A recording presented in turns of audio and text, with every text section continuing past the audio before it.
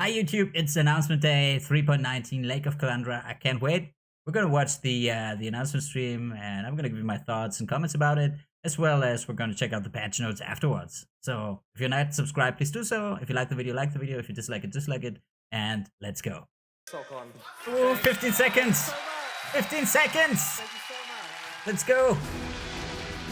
10, 9, 8, 7, 6, 5, 4, 3, 2, 1. Let's go! Hi, I'm Chris Wilson from Grinding Gear Games. Thanks for joining us today as we reveal Path of Exile's next expansion, Lake of Kalandra, which launches on PC and Mac on August 19th, and on Xbox and PlayStation on August 24th. Twitch drops are enabled for today's livestream, so make sure you follow the instructions below to link your account and earn your Wrangler wings. Here's what you can expect from today's livestream. First, we'll debut the trailer for the Lake of Kalandra expansion, and then dive into its challenge league. We'll discuss the further improvements we're making to Path of Exile's endgame in this release. Okay. There's a slew of new unique items for us to cover, and also a broad power boost to many different uniques. We've got a selection of new skill and support gems to reveal, and are excited to unveil our plans for revamping 3 past leagues. Then we'll cover more details about game balance before revealing this league's new supporter packs and what's going to happen in the lead up to launch next week.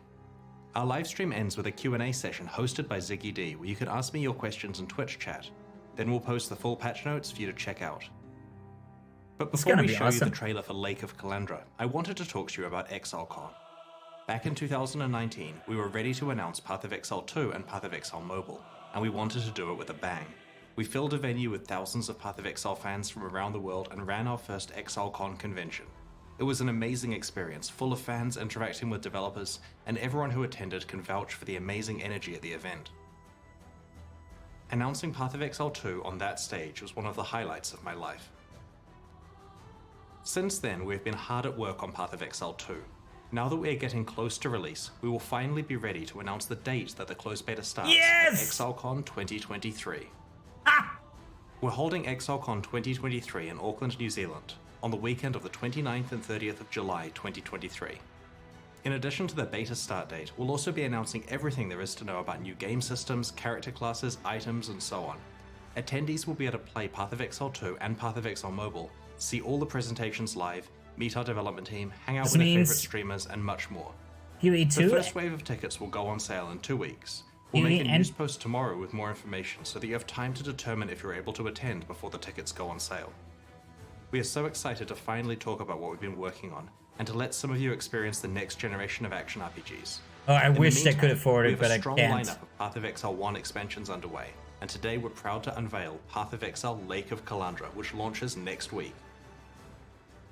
So, we're gonna get PoE 2 at the end of 2023, like, more or less for sure.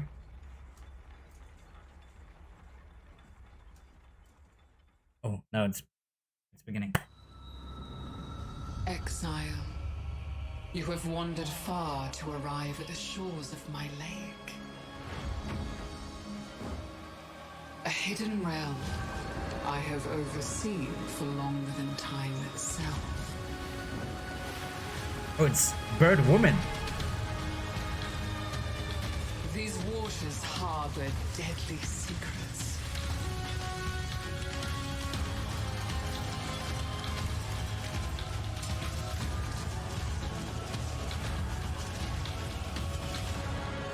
Rayclast is reflected here. Reassemble it as you see fit. But the mirror distorts reality. What? Beware the image that strikes back.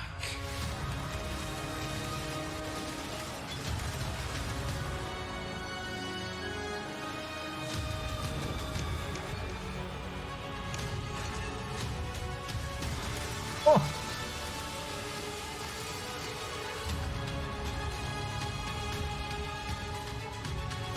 What the hell?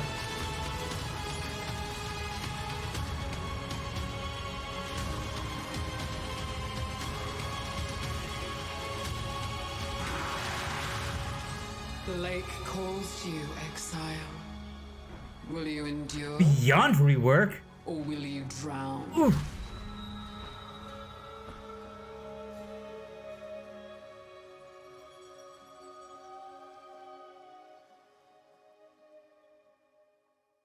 Okay, I'm hyped. In the Kalandra Challenge League, you will travel to the mirrored lake that granted Kalandra her powers of reflection. We want you to experience the story for yourself, so I'll avoid spoiling the details here. When you get to explore the league next week, you'll find out more about Kalandra and her motivations. Your experience with Kalandra so far is probably of her coveted mirror, which duplicates items by reflecting them. The lake itself has the power to reflect entire encounters from elsewhere in Rayclust. As you explore the lake, these reflections emerge from its mirrored surface. Sometimes these reflections are encounters with hordes of monsters, and sometimes you'll encounter extremely powerful foes, reflected from elsewhere in Rayclust. Okay. Often, reflections involve league content, such as this encounter with a Harbinger boss. As you play through the league, you'll occasionally encounter a set of columns protruding from the ground, with a mirrored tablet on top.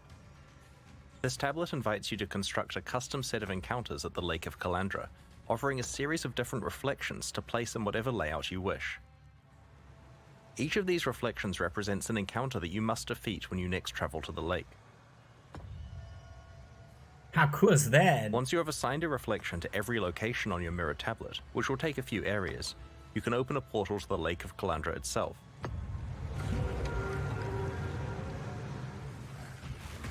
There you will get to experience these reflections of Rayclust as Kalandra manifests each encounter you have chosen.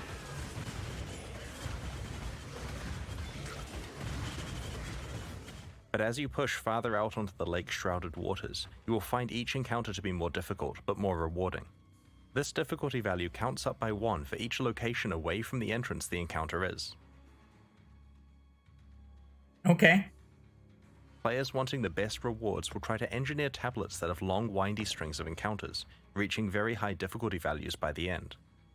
To do this, there are occasional options that can be chosen which allow you to move and swap the entrance, reflections, and water tiles on the tablet.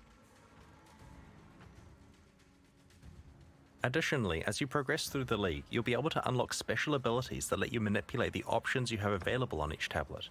If you don't like any of the choices available to you, you can earn the ability to skip picking one entirely. The next ability is even stronger. It lets you re-roll the list of options so that you can immediately pick another one. Finally, you can earn the ability to exile a choice entirely. For the rest of this tablet, that choice will no longer appear. Once you reach maps, you'll be able to itemize your mirrored tablets so that they don't have to be played immediately. They can be stored for later or traded with other players. As you visit the Lake of Kalandra to attempt your mirrored tablets, there are many types of rewards you can find. An encounter that is based on a past league implicitly grants the rewards from that league, but with extra juice so that you're not missing out on bonuses you'd have obtained if your Atlas tree applied to the lake. Other encounters that aren't based on past leagues generally yield a reward chest that rises out of the lake when you complete the encounter. Wait, does this mean that the Atlas Certain passives... reflections grant you access to a new variation on rare items, exclusive to the Kalandra Challenge League. When you complete the encounter, you'll get access to some reflecting mist, which presents you with a difficult choice. It generates a rare ring or amulet with an unusual set of mods. Some are very high, and some are very negative, which hurt your character. Jesus. The item No, is don't then do that. duplicated, with a reflected copy having inverse mods. Negative ones are now positive and vice versa. The amount that all of these mods are scaled up by is based on the difficulty of the encounter you just completed. You may only pick one of these items to keep. Jesus. It'll often be a tough choice, with each item having its own strong pros and cons. But sometimes, you'll be offered an item where the negative mods aren't downsides for your build, and the juiced up positive mods are very attractive. Oh, and this There is... are also some special but it's new jewelry mirrored. base types that you can rarely receive from this process. You will not be able to modify it. One rare and difficult encounter rewards you with an advanced version of this crafting process. It allows you to bring your own ring or amulet, distorting and reflecting it with the same process described before. The mods are scaled up in value and some are randomly negated. What? The reflected copy has the inverse set of negations. It will certainly be tempting to gamble with some of your best jewelry to try to double the values that really matter for your build and negate the ones you don't care about. If you're very lucky, you may find a special League-exclusive unique ring at the lake. Kalandra's touch mirrors the effect of your other ring. The Kalandra Challenge League has something for everyone. It's an out-of-area combat league where you build your own sequences of encounters. It lets you fully dictate your desired level of risk and reward and fully customize what content you play. It features a powerful crafting system, valuable rewards, and offers a glimpse into the lore of one of Path of Exile's most iconic characters. We can't wait to play it with you next week. Holy shit! In every expansion leading up to Path of Exile 2's release, we'll be improving Path of Exile's endgame with new content to explore and new ways to customize your endgame experience. In the Lake of Kalandra expansion, we're introducing Atlas Memories. They aren't a League feature, they're part of the core game, affecting standard and persisting once the Kalandra League has ended. In maps, you'll very rarely find a memory item, which represents a set of memories that an NPC has about their past. Something special happened to them while exploring maps, and you're able to experience those events for yourself. Let's have a look at a couple of examples. In this Atlas memory, Kirik tells you about the time that he stumbled across a staging ground for a Harbinger invasion of Rayclust. Holy shit! Each successive map you play in the sequence has more and more Harbinger portals and invaders that you must deal with. Oh my god, this is so cool. I love it. This is a memory of Nikos, where he entered a sequence of maps that were entirely consumed by permanent breaches, like a Breach Lord's domain. He survived to talk about it, but will you? Right-click a memory and apply it to a completed map on your Atlas. Breach was one of the best leagues ever. Of adjacent maps that the Atlas memory will span. It was probably my favorite When you league. next talk to the relevant NPC in your hideout, they'll tell you about their recollections and will allow you to start exploring the memory. Each map in the sequence is provided for free by the NPC, and you'll be able to roll it like usual before running it. Because these maps are memories of the NPC, they are not affected by your Atlas tree. However, the content is generally as difficult and rewarding as a fully specialized Atlas tree would cause it to be.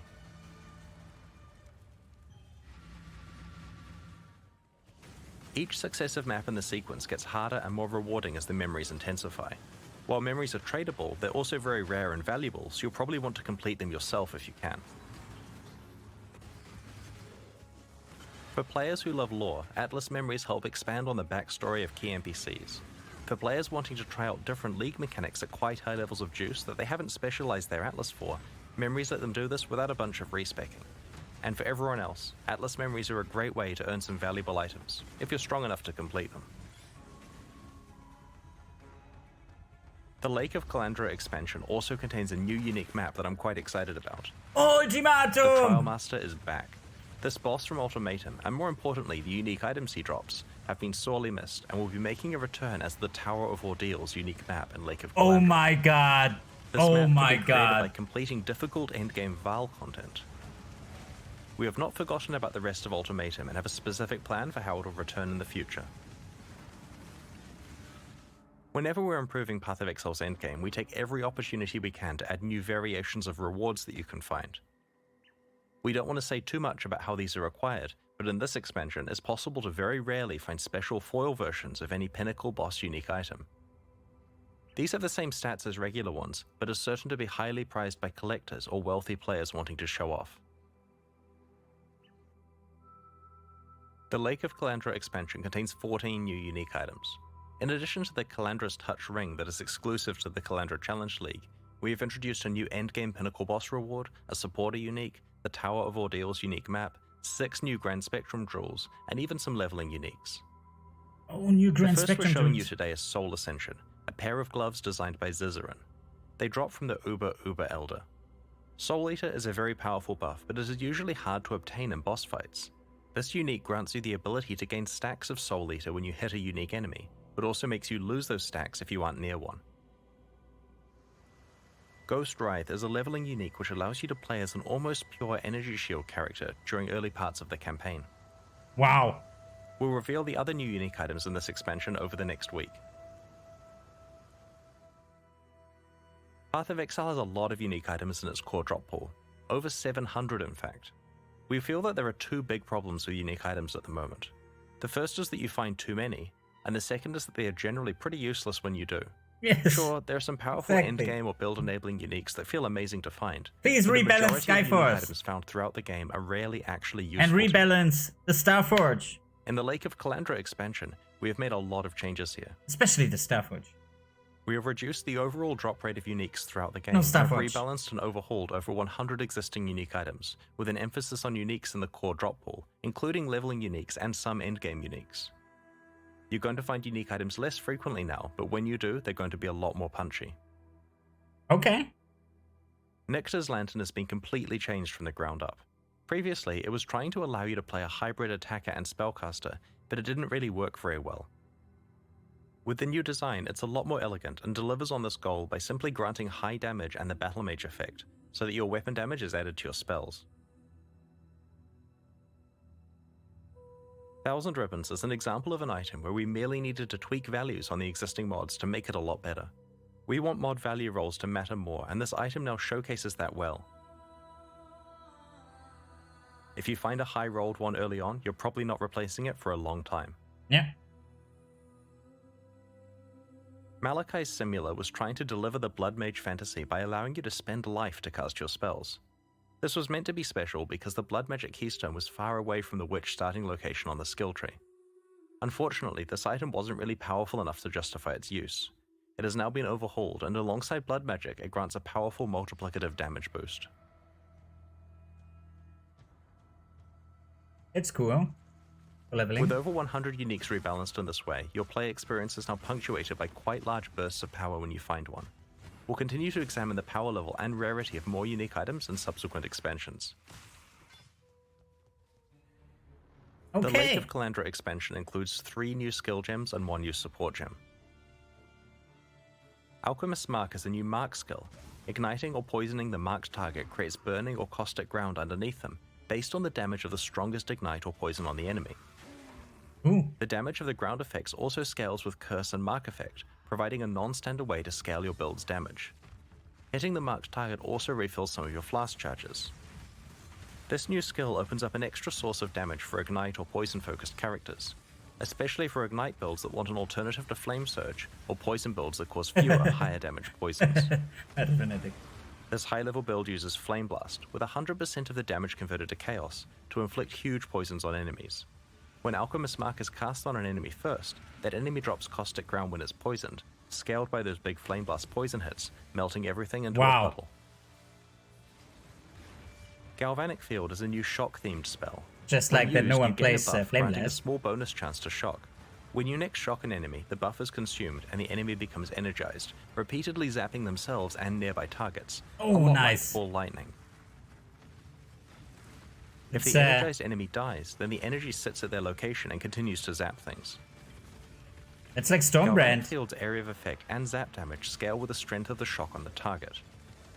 While Galvanic Field is great for any build that shocks, you can even fully build around it, and use a skill with increased shock effectiveness like Arc to shock enemies and kill them with a ball of death. Holy shit. Lightning Conduit is another new shock-themed spell. A wave propagates out from the target location, causing lightning bolts to strike all shocked enemies in a large area. The damage is scaled by the strength of the shock on each enemy. Lightning Conduit cannot itself shock and won't hit non-shocked enemies at all, so the challenge with this skill is to find a way to consistently apply powerful shocks to your targets to make the most of Lightning Conduit's high damage potential and area of effect. Okay. This high-level build uses Wave of Conviction to shock enemies, before casting Lightning Conduit until they're obliterated. For longer fights, it can employ Galvanic Field to create a constant source of lightning damage. So now we become Raiden from Mortal Kombat? Last but not least, Overcharge Support is a new support gem that causes supported skills to deal less damage, but makes them inflict much stronger shocks and grants them a higher chance to shock. Yeah, we become Overcharge Raiden. lets many different lightning skills create powerful shocks. Use this to take advantage of Shock's large damage multiplier, or to activate Lightning Conduit and Galvanic Field. As Path of Exile expands, we often revisit previous leagues, reworking them so they stay relevant and engaging. In Lake of Kalandra, we are targeting 3 such leagues: Arch-Nemesis, Beyond, and Harvest. The larger context here is that we've been re-examining what role rare and magic monsters have in Path of Exile. The introduction of Arch-Nemesis modifiers as the monster mod pool prompted quite a lot of discussion about how often you should encounter rare and magic monsters, how difficult they should be to kill, and how rewarding their death should be. Previously, League content made fights hard by spawning a lot of rare monsters. A whole lot. In some cases 6 to 8 times the normal rate of rare monsters. Now that we have better mods available to make fights against rare monsters individually challenging, we have gone through the whole game and normalized the rate that rare monsters are spawned at. Some leagues had quite large reductions in spawn rate. You won't encounter situations with dozens of rare monsters on screen at once anymore. Alongside this reduction of how many rare monsters you'll face, we have improved their rewards and made sure that they scale with both difficulty of the encounter and any item rarity or quantity bonuses that you have. I kinda liked a lot of rare monsters. During the campaign, you'll only encounter 1 and 2 mod rare monsters. The 2 mod encounters are a bit harder and have better drops. Being a Headhunter player, maps, you'll stop encountering 1 mod rare monsters entirely, and will mostly encounter 2 and 3 mod rare monsters. It'll also be possible to encounter 4 mod rare monsters again.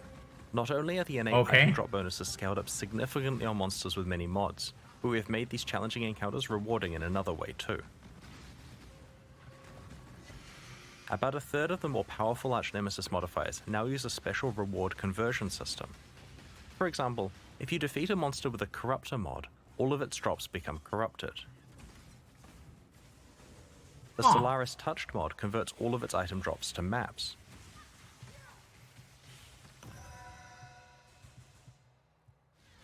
The Katava Touch mod will cause the rarity of its drops to be upgraded by 1 tier, so magic becomes rare, rare becomes unique, and so on. Does that not count for currency? If you're lucky, you can find these conversion modifiers on both the 3rd and 4th mod of a rare monster. This causes them to stack together. So if you kill a 4 mod rare monster with both the Entangler and Katava Touched mods on it, its heavily juiced drops will also be converted to jewels with their rarity upgraded by a tier. Due to the high amount of inherent item rarity that 4 mod rare monsters have, this may result in several unique jewels dropping. Okay. This conversion system is fully compatible with your item rarity and quantity bonuses, as well as the drop bonuses from all other Arch-Nemesis mods. Going forward, we want to make sure that a lot more item reward mechanics scale with your character item bonuses. Get your Magic Find characters ready. As a result of this system, when you do encounter a rare monster with many Arch-Nemesis mods, you are well rewarded for the difficult fight. It's a currency! We have also been listening to feedback about the Arch-Nemesis mods that can spawn on magic monsters. Too many of them had external visual clarity issues like on-death effects. We have toned these down on magic monsters so that more of them are stat-based bonuses that aren't so spammy. Encounters that spawn a series of magic monsters now make sure to preserve the same Arch-Nemesis modifiers between the monsters rather than rolling a different one for each monster. This will further help keep the game state understandable in hectic situations. Beyond was introduced in August 2014, initially as a hardcore-only challenge league. It's 8 years old now and certainly has several issues. Firstly, the art. Have you ever really taken a close look at a Beyond demon? It is literally a bandit from Act 2, dunked in red paint. The second issue is its balance. The number of magic and rare monsters spawned is so much higher than the rest of the game, and whatever problems that resulted in before are magnified now that rare monsters are meant to be more difficult. Beyond also spawns way too many unique bosses, which causes its own set of issues.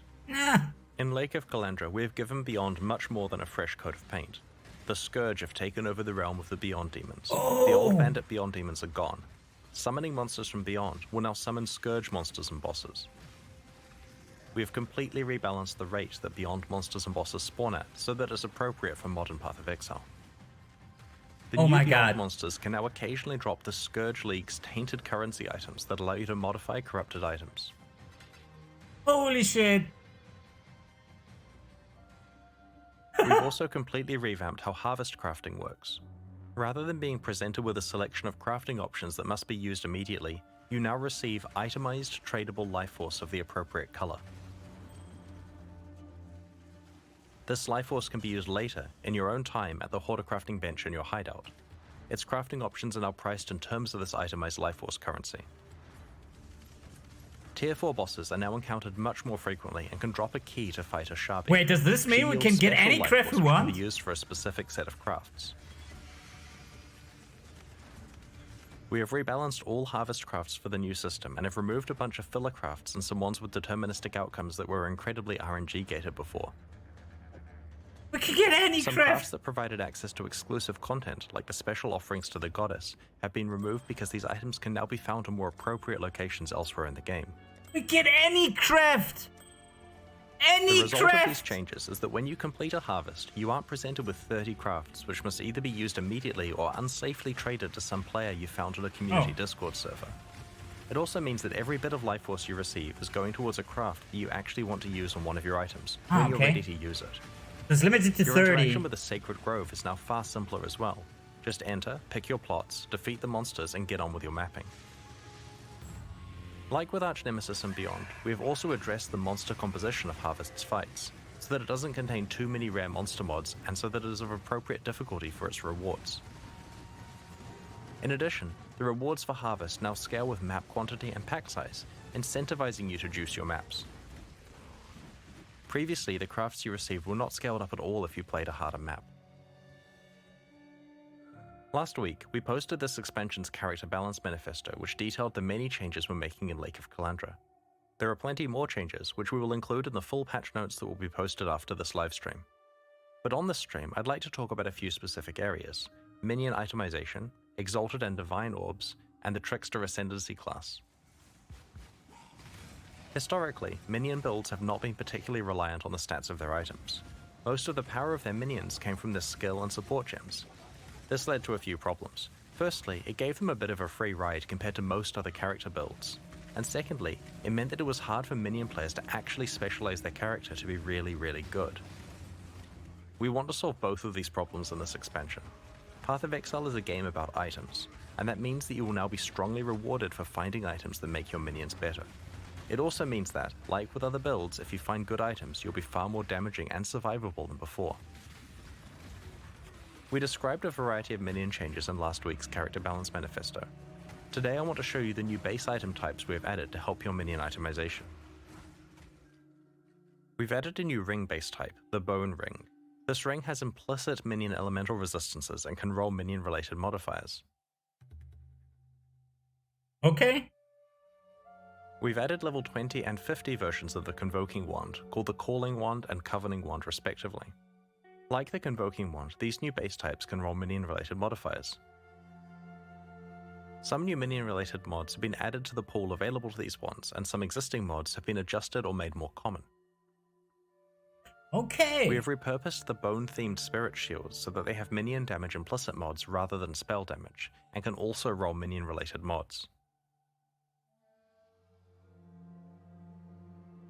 Alongside the stable of existing unique items, there's now quite a lot more base type support for minion characters, and good mods on those base types can stack up to some pretty large bonuses for your minions.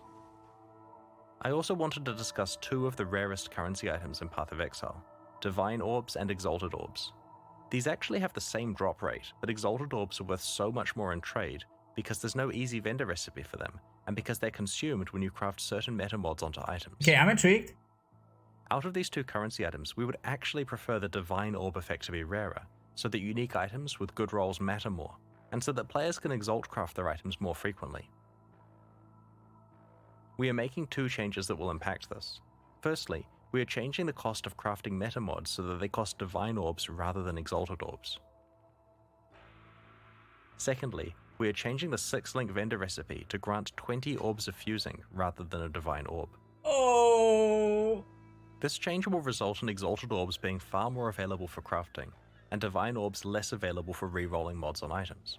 It'll certainly be interesting to see what the de facto trade currency becomes next league.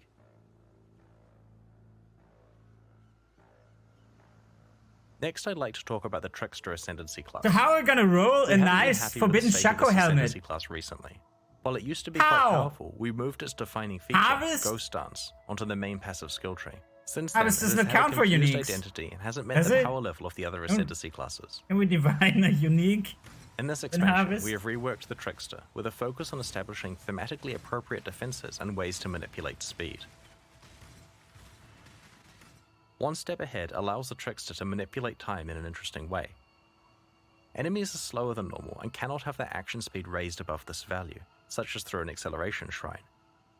Conversely, The Trickster is faster by default, and cannot have action speed lowered below this value, effectively making them immune to effects that lower action speed such as freeze, chill, or temporal chains. Whoa. Okay. Spellbreaker ties together spell suppression and energy shield in a powerful way. Spellbreaker grants some spell suppression chance, which is an effect that reduces damage taken from spells. The skill also starts your energy shield recharge half the time you suppress spells. Since Trickster characters tend to have a high evasion rating, you will be evading some hits and recharging on others, meaning that your energy shield recharge stays active most of the time. Spellbreaker also further improves defenses by reducing the damage you take from suppressed spells while on full energy shield. For those that want a different way to recover energy shield, the powerful Soul Drinker notable passive is no longer exclusive to Forbidden Jewels from the Uber-Searing Exarch and Eater of Worlds. Any Trickster can now allocate this skill. Well, nice. Polymath provides more bonus damage, life, mana, and energy shield on kill for each different type of mastery you have allocated. I see it coming. Hi. It reinforces the idea of a Trickster being a jack of all This is trades, Azarian and will with lead to interesting another decisions when build planning your guide for passive Essence tree, Drain trying to fit in Contagion. as many different types of masteries as possible. I can see it coming. Overall, the new Trickster is intended to be the Shadow's answer to the champion, but faster. He should be an exciting option for players who want to get a lot of evasion, energy shield, and recovery out of their Ascendancy class while still being able to melt enemies. Alongside today's livestream, we're launching 2 new series of supporter packs, the Knight and Rogue packs. Each tier contains the pack's full face value and points, plus several exclusive microtransactions. These packs are only available during the Kalandra League and will leave the store forever in 3 months. Every microtransaction you are about to see is entirely cosmetic and does not affect your character's progression or power. This looks The nice. Knight pack series contains 6 exclusive microtransactions, including the full Knightmaster armor set. The Aetheric Mana Flask releases a burst of mana upon activation, then draws in energy from the environment as your mana refills. The Hoarder's Stash is a stash skin that can be used in your hideout. As you place items in the stash, they hover above it until you're finished, before being sucked into storage. This is the Knightmaster armor set. While wearing its helmet, your actions are periodically duplicated by an ethereal copy of yourself.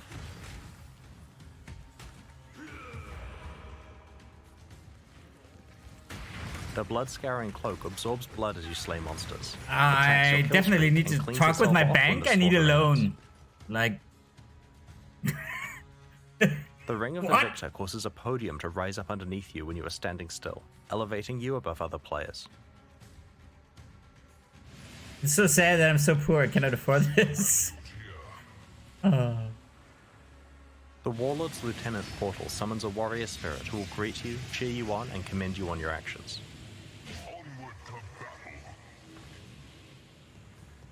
Yeah, that's me, Might MC, that's me. The Rogue Pack series has 6 exclusive microtransactions, including the Rogue Stalker armor set. The Beast of Burden Pit visually carries your items for you, the dog! becoming more laden with bags and packs the more full your inventory gets. I wish the dog really would have an inventory, but then it would be paid to The win. Collector Serpent Shield covets the treasure you find. Whenever you pick up an item, the serpent darts out to grab it.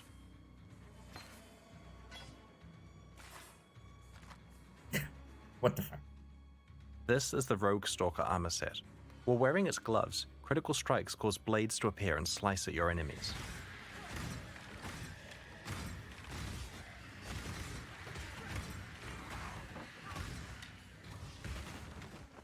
The Corpse Bloom footprints cause exotic plant growth in your wake. Believe in the Plants D. especially love corpses Believe in and the will D. seek them out and grow in larger patches around them.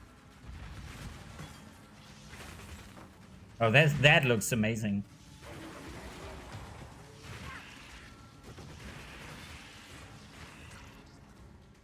On the other hand, the Undertaker's Amulet inters corpses for you, burying them and marking their location with gravestones.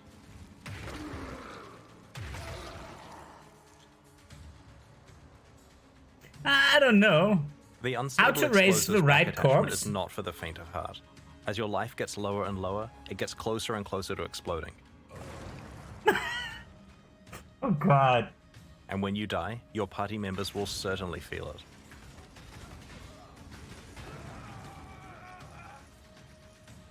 As I mentioned before, these packs are exclusive to the Kalandra League and will leave the store in 3 months. They're available right now at pathofexile.com/purchase, and they directly fund the ongoing development of Path of Exile 2 and Path of Exile 1 expansions like Lake of Kalandra.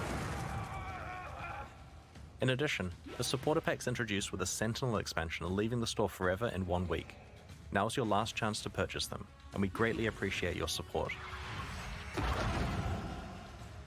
Speaking of things leaving the store, the Kyrix Vault Pass for Sentinel is only available for the next few days also, and will leave the store forever when the league ends.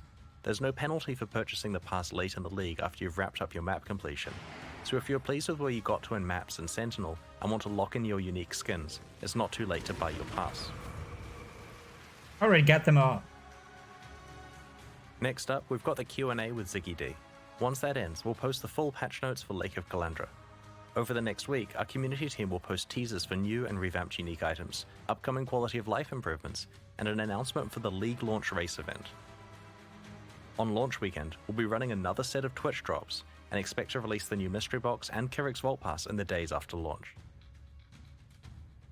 Thanks for joining us and checking out today's reveals. We can't wait to see you in Rayclast on August 19th. We'll begin the Q&A in a few moments, so please get your questions ready in chat. Yeah, we get the patch notes right after the Q&A, just as the past 2 leagues. But I'm a little concerned because I was thinking of doing another Liquor Strike Forbidden Shaco build. But how am I gonna get I mean, the Chakra itself is kind of more accessible since they've added the divination card. But how, if divine orbs become that rare, how the hell are you gonna get the right stats on it? Like, you need the Ice Bite mod with level 35. You need it. It doesn't even matter if you only get some crappy mod, except that. That's like kind of mandatory. Holy hell. This will be really hard. Like, probably gotta farm divination cards for divine orbs. Yeah, most likely. Also, I might gonna play a lot of Heist anyway, just because you get so many stacked decks there, and also so many divination cards. We will see, but this will be interesting. I don't know if I can pull it off, like, okay.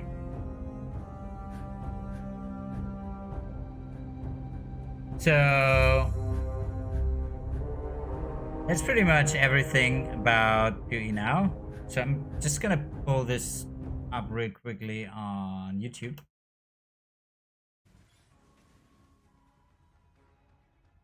The Lake of Kalandra expansion also contains a new unique map that I'm quite excited about. The Trial Master is back.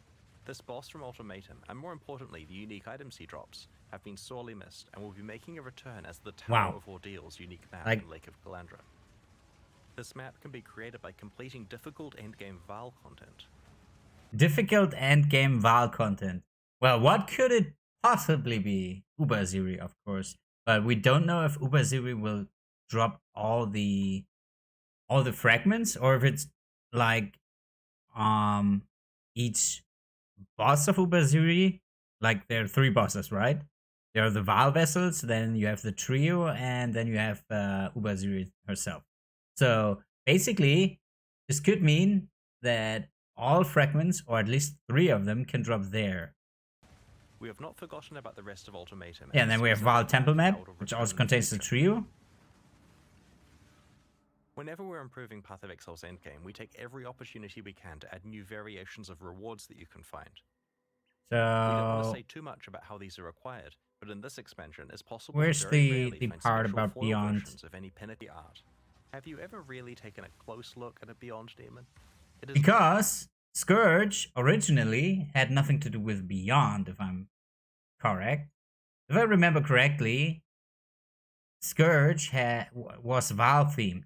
So Literally a bandit from Act 2. The new Beyond could be related to The Val, second issue possibly. is balance.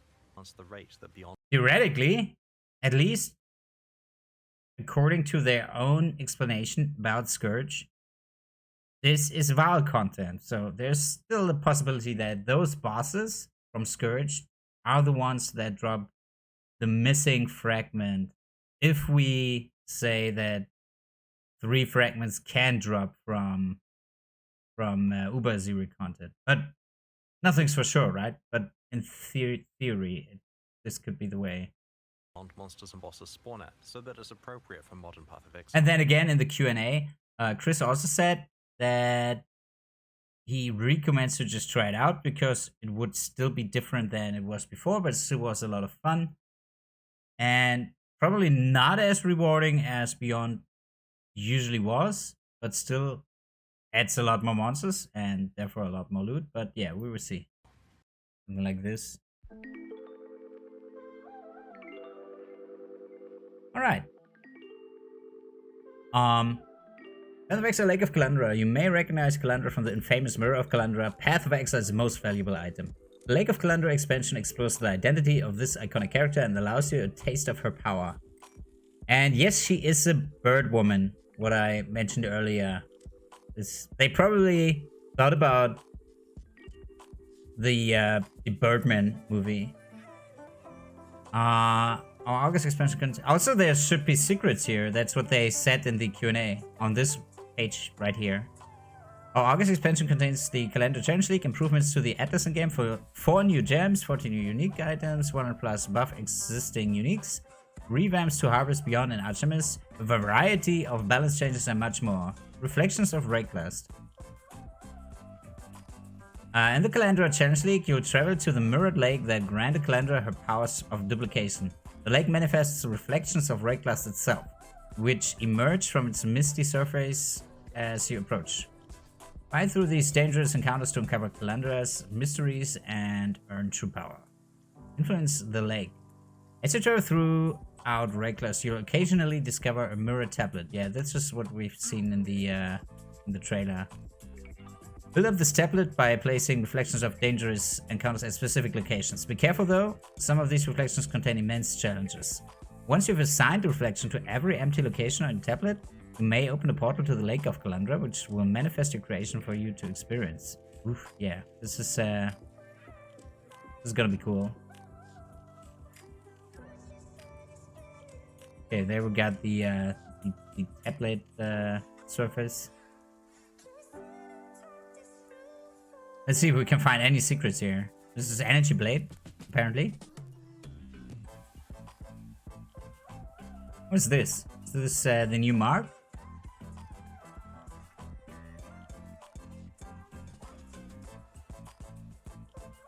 I mean, the Harbingers is cool. I really like Harbinger. This was one of my favorite leaks as well. I like Breach a lot, but Harbinger is also cool. Enter Destiny. Wait, can I click on anything here? No. Okay. The farther away from the lake's entrance and encounter is, the greater its difficulty and rewards are. You'll occasionally be offered choices to customize your mirror tablet by swapping the layout around, perfecting the set of encounters and the rewards. As you progress through the league, you'll unlock special abilities to skip, re-roll, and exile choices you are offered, letting you refine your tablets more efficiently. In the end game, you'll also be able to itemize your completed tablets to save them for later or trade them away. Yeah, this will be cool. I mean, we don't know yet how hard it will be to get the exact things that you want, like the Harbinger stuff, for example. I mean, it's probably very unlikely that you can do a complete tablet with Harbinger, just for example. But yeah. Still, I like the customization thing. This seems to be a bit less random to get, like, I loved the Synthesis league, but what I hated was its randomness, because at that league I did not have that much time to play, and I did still play a lot, like a lot, and I still did not get the Cortex content in that league. I just didn't get it. Like, there was no way. It was not spawning for me. Reflect rare jewelry. Alongside rewards from each encounter, the lake can manifest new ways to create rare items. The reflecting mist will create a pair of rings or amulets, exact reflections of one other. On one item, half the properties are magnified in intensity. Yeah, this is what we had with the resistance and stuff, and the increased life. That was crazy. With the other half negated to hinder you.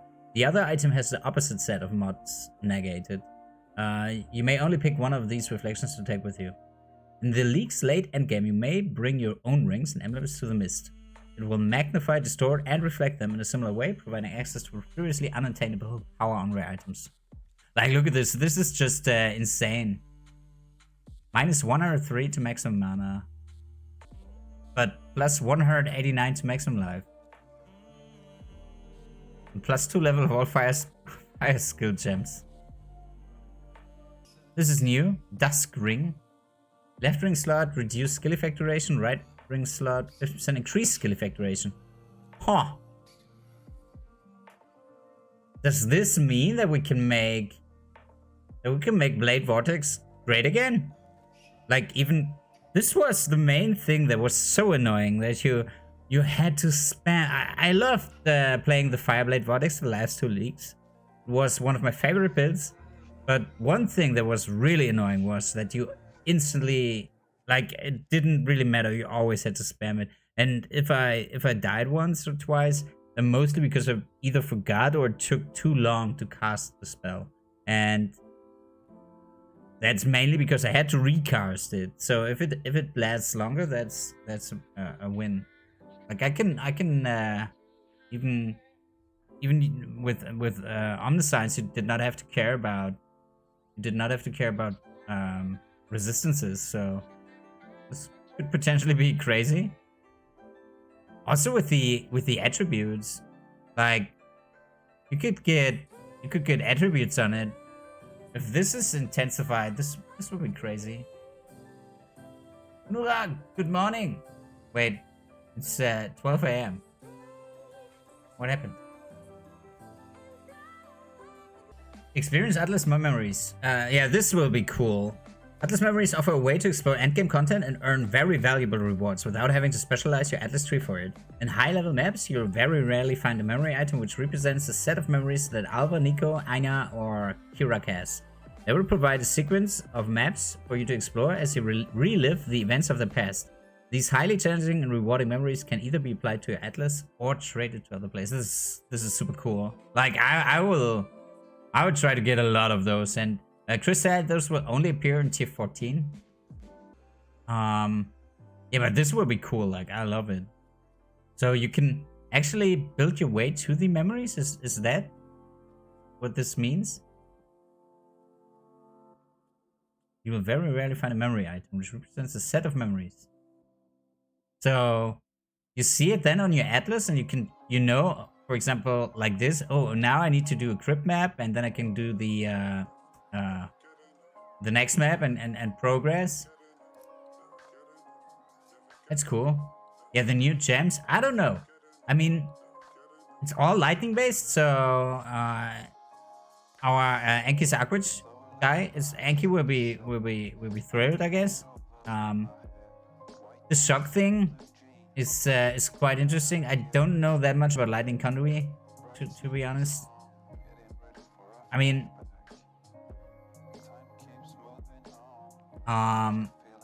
you can scale the damage pretty good, but you cannot shock with it.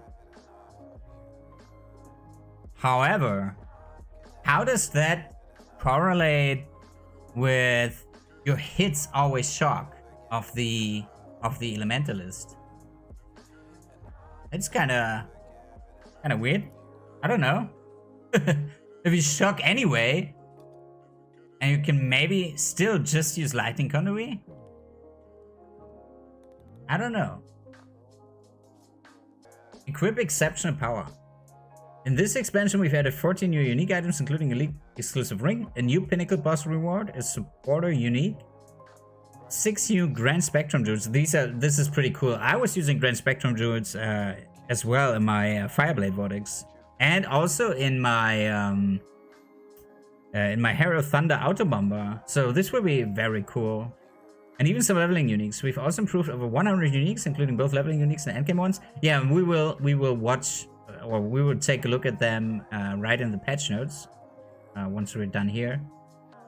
Finding a unique item is now more likely to be an exciting moment, especially during the campaign. We're introducing another unique map, the Tower of Ordeals. In this map, you may challenge the Trimaster. Okay, so now we know what it's called, the Tower of Ordeals. Yeah, maybe he said it, I'm not sure now. You may change the Trimaster and potentially earn unique items from the Ultimatum League. You can create this map by completing endgame Val content. The Tower of Ordeals. Limited flash, aim and curse. Oh, yeah, this is also a thing, right? From Ultimatum, I remember there were like, you had to choose the downsides. Chris was talking about fragments, so I guess you will have to do Uber Zirik. We're not sure if it will drop from all 3 bosses, or if it will be Val Temple map where you face the trio and the trio can drop a random fragment and stuff like that. But yeah, it's most likely Uber Ziri, not a Ziri. I'm pretty sure it will be Uber Ziri because he was talking about really strong stuff. But what this also means is we will get Hateforge bag. So I'm pretty sure this will be one of the most expensive uniques next league, because people will go crazy for those gloves, and they will obviously be super rare. So you might try to get as many Ziri or Uber Ziri fragments as you can, just because you can ensure this way that you can sell sets. What else we got? Soul Ascension. Yeah, this is kind of, I don't know. We get this is good if you want Soul Eater for bosses, and Soul Eaters are very strong. So Scourge is back, which means you can get Tainted Orbs of Fusing now. Beyond is gone. Beyond has been exchanged with Scourge. So basically the Scourge monsters are now in Beyond, which is kind of a bit weird. They said that Scourge has taken over the Beyond realm.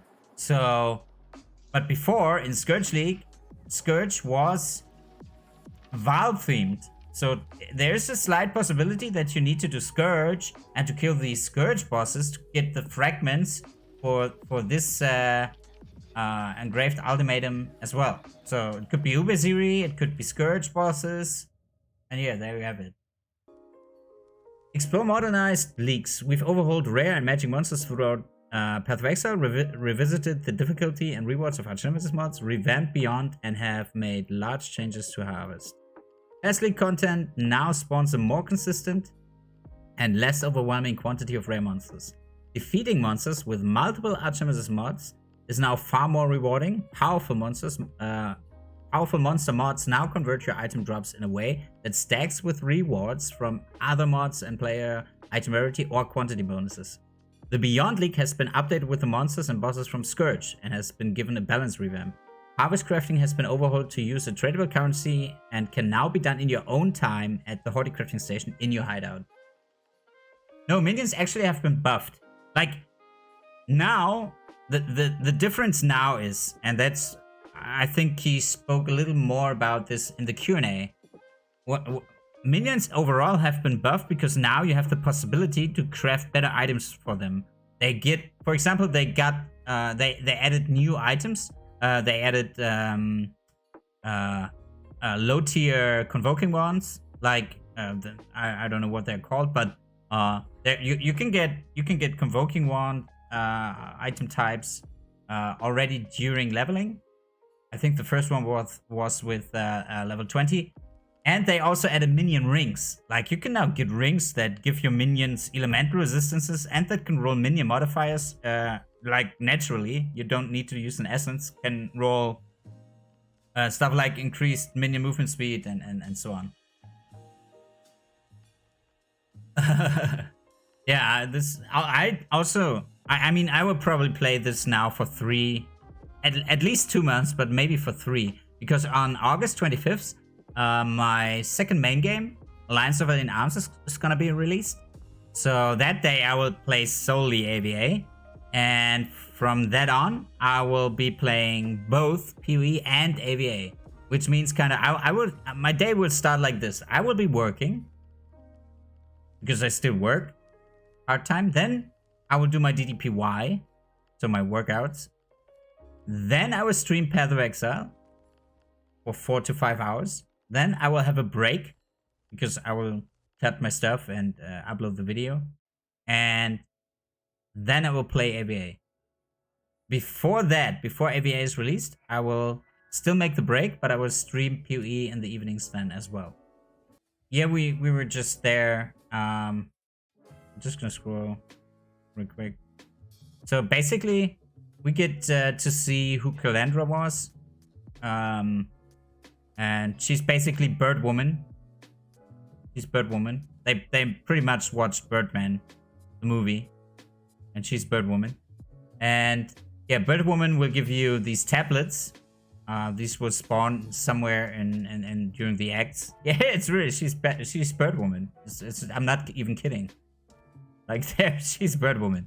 So, and there were concerns, or at least questions by some of the community in the Q&A, who asked if those could also be done during, like for example, if you farm quarry and stuff. And he said, yeah. And also, it scales with your party. Like, if you find such a thing, everyone from the party, at least that's how I understood it, can access this to upgrade his own mirror tablet. And once you get the mirror tablet, you can then run them together with your friends. So it's just like, and everything scales. So this means a group play for things like what Empyrean's group does is probably the most worthwhile thing that you can do. I think the hardest part is not finding friends to play. I think the hardest part is having people be there all the time that you're playing. Like, you obviously want to do such things just the way that Snap from the Imperium group described. And most parties struggle to do this because they're missing 1 or 2 guys. Like, it's not the same. And that's also what Snap said. It's always, there's maybe only one player that he would recommend to, if you cannot get that full group, to skip on. But mostly you will need all the classes, you need the Curse bot, the Aura bot, the tank, and so on. It's listed at everything in his videos. So the most most common problem is having friends be there all the time. Master new balance changes. We've made many changes to Path of Exile's balance, including an overhaul of the Trickster Ascendancy class and Minion Itemizations. We've reworked the Trickster Ascendancy with a focus on establishing thematically appropriate defenses and ways to manipulate speed. Check out its new Ascendancy skills in the screenshot on this panel. And this is really insane because, I mean, Zizaren will 100% make a new build guide for Essence Ray and Contagion Trickster. Like 100%. This is so crazy. They really made this class OP now, in my opinion. I mean, I like it. So we got Spellbreaker. And I don't know if it's still on the tree, but if it's still on the tree, you can get your energy shield recharged not to be interrupted anymore. So if it cannot be interrupted, it will always regen.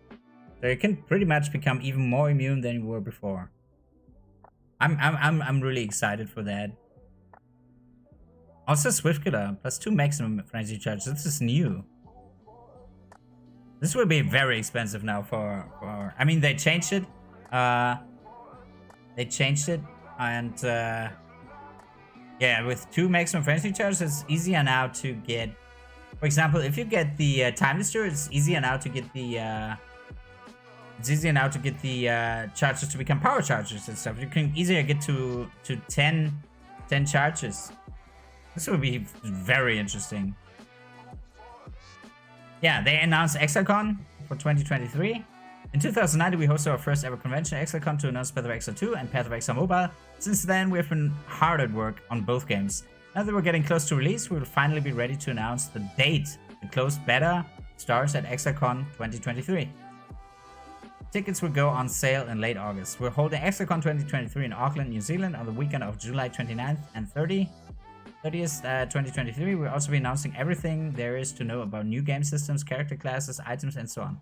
Attendees will be able to play Path of Exile 2 and Path of Exile Mobile, see all the presentations live, meet our development team, hang out with their favorite streamers, and much more. Keep an eye out on the news for more information.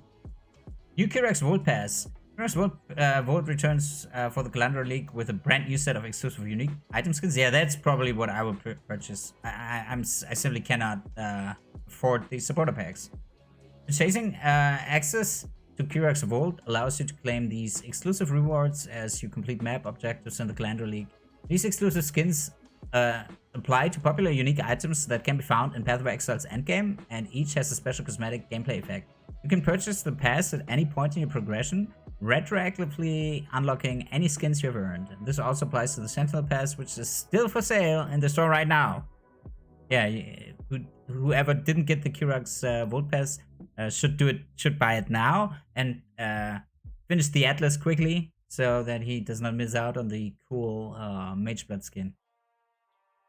To support, yeah. There are the new supporter packs. Okay, I did not. Okay, I'm gonna download this. I did not find any secrets though. I don't know if we've missed some secrets, and they said that they've removed stuff. So let's zoom out just to see if we missed anything. Okay, let's hop into the patch notes, shall we? Okay, Challenge Leagues are a great opportunity for a fresh start in your economy. All of your old characters and items are still present as standard hardcore leagues. The Kalandra Challenge League, you return to the Mirrored Lake that granted Kalandra her powers of reflection. The lake itself has the power to reflect entire encounters from elsewhere in Reckless. As you explore the lake, these reflections emerge from its mirrored surface. As you play through the league, you'll occasionally encounter a set of columns protruding from the ground with a mirrored tablet on top. This tablet invites you to construct a custom set of encounters at the Lake of Kalandra, offering a series of different reflections to place in whatever layout you wish. Each of these reflections represents an encounter that you must defeat when you next travel to the lake. So low tier tower farm is a thing again since last league and since the league before, because now all the maps can be any tier you want. Like, you've missed a lot. Any map can be run as a tier 16. Just saying. Or as a natural tier that it had. Low tier tower farm was also a thing in the last past leagues. It's just not that popular as it was before. I don't think that, I mean, Scourge was still at a ton of monsters, but I don't think that it's, I don't know. I mean, I farmed myself tower maps last league in Sentinel, and I did get my Headhunter by farming nurse cards and buying nurse cards and farming patient cards and everything. So it's not necessarily, I'm pretty sure it will not be as Scourge was during Scourge League. So don't get your hopes up for that, but it's always worth it farming tower maps. As long as tower will still be in the core pool, because we haven't gone there yet. Okay, let's see. As you push farther out onto the lake's shrouded waters, you will find each encounter to be more difficult, but more rewarding. This difficulty value counts up by 1 for each location away from the entrance to the encounter is.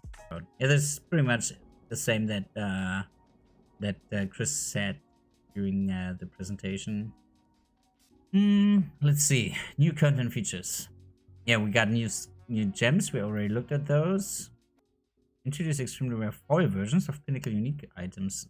These are functionally equivalent to the regular versions, just shiny.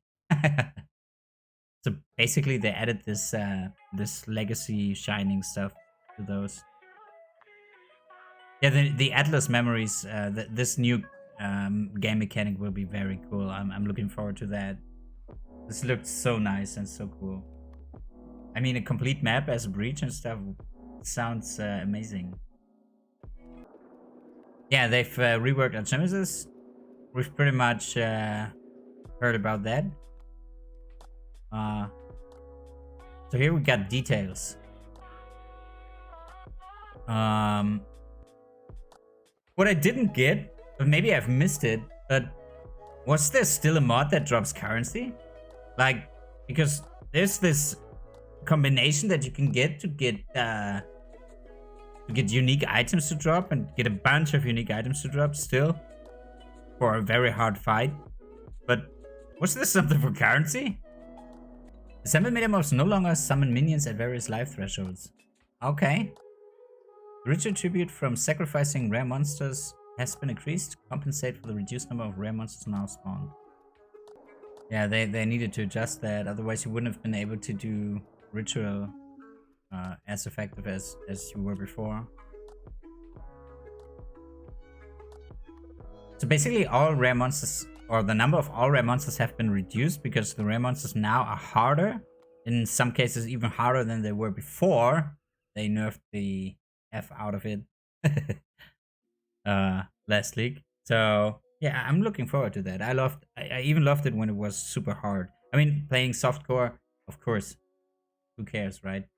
If I die, but still, I think it was cool that it was harder. Also, a lot of the top hardcore players even liked it that it was harder. I remember a video from Zizaren who also said that the difficulty was fine, but the rewards were missing. Like if you fight rare for 15 minutes, then you should expect, you don't need to expect a mirror exalted orb, but something great, right? An amount of currency or something that makes up for it, for that hard fight. The immune response Atlas notable passive skill now causes blight encounters in maps to spawn 50% more non-unique monsters, previously 100%, and causes blight monsters in maps to spawn 1% faster. Okay, they nerfed this one, basically. I don't really like that they've nerfed blight in this way.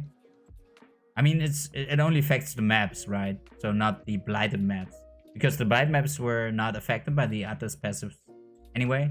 So, but still, I mean, I loved my cemetery maps with Cassia spawning a whopping trillion monsters at once, which all exploded at once when I was running them with my Fireblade Vortex and the Headhunter, and also getting all the nice Nemesis mods. But anyway, now that it lasts for 60 seconds, I guess it's still cool. And if you get a really, really hard fight with rare and yeah, you beat it, and you have a Headhunter, you will still get a lot of modifiers from it.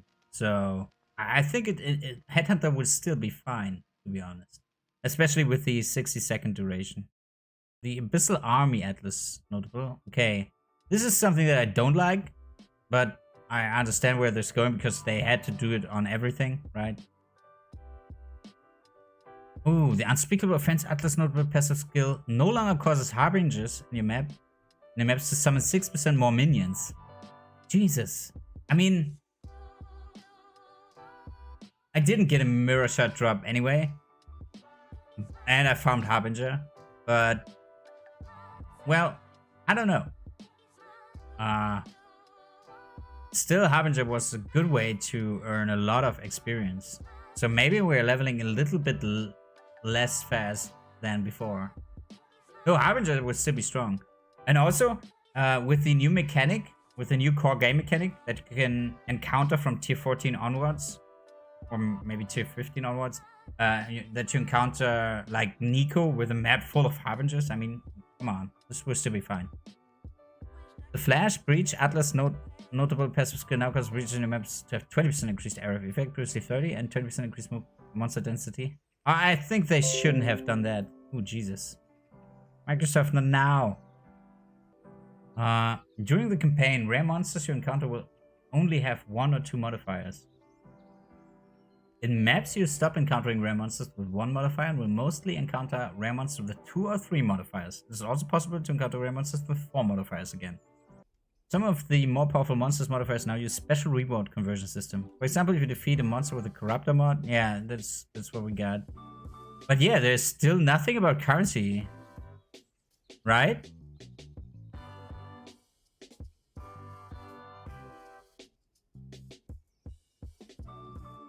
Yeah, there's still nothing about currency. It's sad. Like I like the fact that even if they would have made it very rare, I like the fact that we had something to get currency drops from rare monsters in a very efficient way.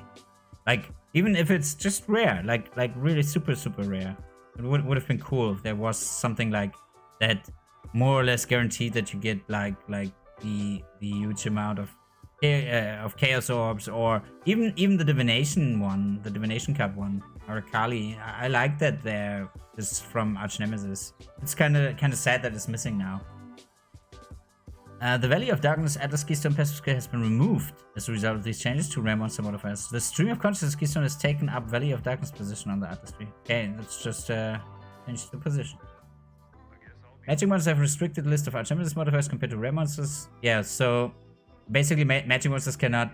If one magic monster gets a cast on death effect, then the next ones won't, and stuff like that. Which is pretty cool. It's more...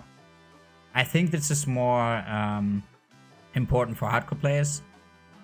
Since I'm playing softcore, this won't affect me that much. I wasn't that mad about stuff. I mean, sometimes you still died and didn't know what happened. And since they now removed the amount of monsters, or at least lowered the amount of monsters that you have, it's probably really better to see what killed you. Problem: monsters with block chance generally take a small percentage of incoming damage when they block rather than no damage at all, to prevent blocking feeling too punishing for players. However, Arch-Nemesis modifiers that grant block chance prevent 100% of block damage. Solution: monsters with the Sentinel and Benevolent Guardian Arch-Nemesis modifiers now take 20% of damage from hits they block.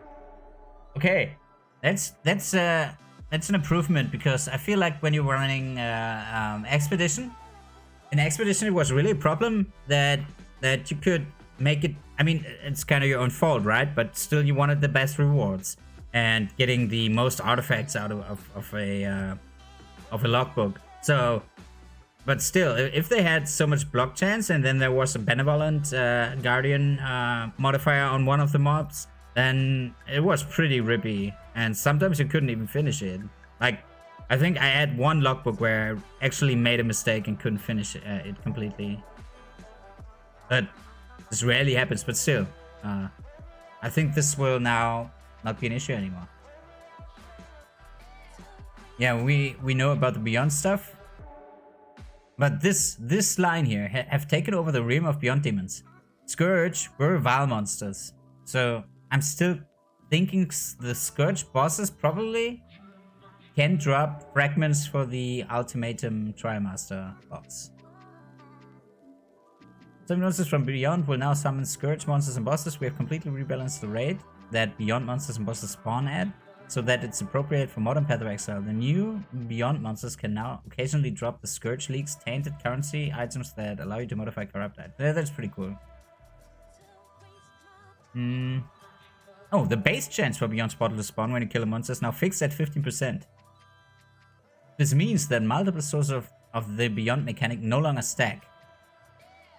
Yeah, I think the way it was positioned on the tree kind of made it mandatory to go to the upper left and down left side, or bottom left side, which was pretty annoying for some of the nodes. Like, if I really had nothing else why I went there, it was Beyond, and then I had to think about what else will I take, or will I skip one of the Beyond nodes, and now it probably won't even matter anymore, except that you probably want the currency stuff, the chance that Beyond monsters drop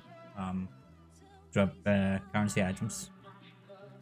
Spawning a Beyond boss no longer requires killing many Beyond demons close together. Instead, once a substantial number of Beyond demons have spawned in the instance, each pack spawned grants a stacking chance for the next pack in that area to be replaced by a boss. Only one Beyond boss can spawn per instance. So one Beyond boss per map if you, or Scourge Beyond boss per map if you want to spawn one. Once a boss is spawned, Beyond portals will no longer spawn in that instance. Also interesting. So if you get the boss, if you're unlucky and you get the boss to spawn early, and you basically if you basically were trying to get the Beyond boss for some reasons, maybe because of the drops or whatever, or maybe because of the fragment drop. If it drops if he spawns early, then you cannot get more Beyond stuff in the map. It's kind of sad. I love Beyond. Beyond demons will occasionally drop tainted currency items, and Beyond bosses are guaranteed to drop multiple tainted currency. Adjustments have been made to the outcome odds for the tainted orb of fusing, tainted jeweler's orb, and tainted mythic orb. Ooh, this also returned the tainted mythic orb. That's interesting. I got my headhunter and Scourge, or one of the headhunters and Scourge with the mythic orb. All tainted currency items have now have dedicated slots in the exotic section of the currency session. Nice. Section modifiers that grant Beyond Portal chance now grant increased Beyond monster pack size instead of chance for additional Beyond monster. Okay? Yeah, that's good. I want a lot of monsters when I use Beyond. 2 Beyond monsters do not drop Scourged items. Makes sense, since not every currency returned. The following changes have been made to the other specificity as a result. The Fiendish Opulence notable now causes rare Beyond demons in your maps to drop an additional basic currency item. Previously a chance, so now they guarantee that a rare Beyond demon drops an additional basic currency item, but we get less rare monsters. So it's debatable if it's still worth it farming Beyond or not. The 3 small nodes prior that granted 8% quantity and now only provide 5% quantity. The Scent of Blood notable no longer grants slaying enemies close together in a map has 3% chance to track. Instead, it now grants 10% chance. Well, I don't know. You kind of increase the chance for Beyond monsters to spawn, but on the other hand, you make them less rewarding in kind of way. But we need to figure it out to play it to see if it's really like bad now. But yeah, this does not really sound that great. I mean, once you head Beyond on the tree or on a map, you always head Beyond. And also you could get it via the Sexton modifier, so there was no issue getting Beyond. The Torn Veil notable no longer grants powerful Beyond demons require 1 fewer portal to summon in your maps. Instead, it now grants Beyond portals in the maps have 30% increased chance to spawn a unique boss. That's bad, actually. Because, from my understanding, that means once the boss is spawned, you no longer get more Beyond demons, right? So you get less currency drops. So if you want, or less normal currency drops, you would get more tainted currency drops, but less currency drops. I don't know about that, if that's cool. The small nodes in the cluster that previously granted Beyond portals in the maps have 5% chance to spawn additional Beyond demon, now grant slaying enemies in the maps have 50% increased chance to spawn a Beyond portal. I don't know. This is really... Like, you gain 15% to spawn a Beyond portal, but you also gain 30% increased chance that the boss spawns. And once a boss spawned, only one Beyond boss can spawn per instance. Once a boss has spawned, Beyond portals will no longer spawn that instance. This is kinda... I don't know. This is beating each other, like... This is not good. It's something they should have thought through further, I think. Yeah, this is also... It was not quite clear to me. With the Life Force and stuff, that's cool. But it's not quite... I'm not quite sure about the crafts now. Can we really choose all from the crafting bench? Just from the Hardy crafting station? Some crafts that provide access to exclusive content, like the special offerings, yeah. The result of these changes is that when you complete a harvest, you aren't presented with 30 crafts, which must be either used immediately or safely traded to some players you found on a community Discord server. It also means that every bit of life force you receive is going towards a craft that you actually want to use on one of your items when you're ready to use it. Your interaction with the sacred grove is now far simpler as well. Just enter, pick your plots, defeat the monster, and get on with the mapping. Yeah, life force is now a tradable currency. That's understood. Which has been reworked in your hideout. Instead of functioning as a way to store crafts, the Hardy crafting station is now similar to the crafting bench, providing a list of every harvest crafting option to choose from. So this is exactly what I was hoping for. Like, you just need to farm. You can grind for your craft. You don't have to spend hours and waiting in your hideout until someone finally found the craft that you were farming for or stuff like that. Just farm. That's a big plus. I love that. Okay, Exalted Divine Orbs. Now we get to the crazy part, because if I want to do my Shaco Flicker next league, I will. This will be very expensive now. Like, it wasn't cheap before, but now it's even more expensive than it ever has been. Divine Orbs and Exalted Orbs are actually have the same drop rate, but Exalted Orbs are worth so much more in trade value because there's no easy vendor recipe for them, and because they are consumed when you craft certain meta mods onto items. Out of these two currency items, we would actually prefer the Divine Orb effect to be rarer, so that unique items with good rules matter more, and so that players can exalt craft the items more frequently. We're making two changes that will impact this. Firstly, we are changing the cost of crafting meta mods so that they cost Divine Orbs rather than Exalted Orbs. Secondly, we're changing the 6-link vendor recipe to grant 20 Orbs of fusing rather than a Divine Orb. Yeah, so the crafts now cost 2 Divine Orbs instead of 2 Exalted Orbs, and from what I understand, the Divine Orbs now have still have the rarity of the Exalted Orbs. Veiled modifiers that have Divine Orb cost when crafting of an Exalted Orb or Chaos Orb cost instead. Divine Orbs sold by Tujin, the Heckler, or found as a ritual reward now have the same cost as Exalted Orbs. Okay. I'm conflicted because I like the fact that we can now craft more easily, but it's for items where you get really a random modifier, like the Forbidden Shaco. It will be super hard now and super expensive if you want a perfect one. It was already expensive, like a mirror or 2 or 1.5 mirrors if you wanted like a perfect Forbidden Shaco with level 35 Ice Bite and level 10 power charge on critical. Like, this was already super duper expensive, and now it will be even more expensive if someone gets it. Like, this will be 5 mirrors or even 10 mirrors, who knows? I don't know. I'm over exaggerating, but 2 or 3 mirrors are most likely. And this is really expensive. Like, I mean, okay, if the Divine Orbs are still as rare as Exalted Orbs, I would still get a bunch of Divine Orbs. But this also means that we most likely will be able to trade Exalted or Chaos Orbs, or both, for Divine Orbs.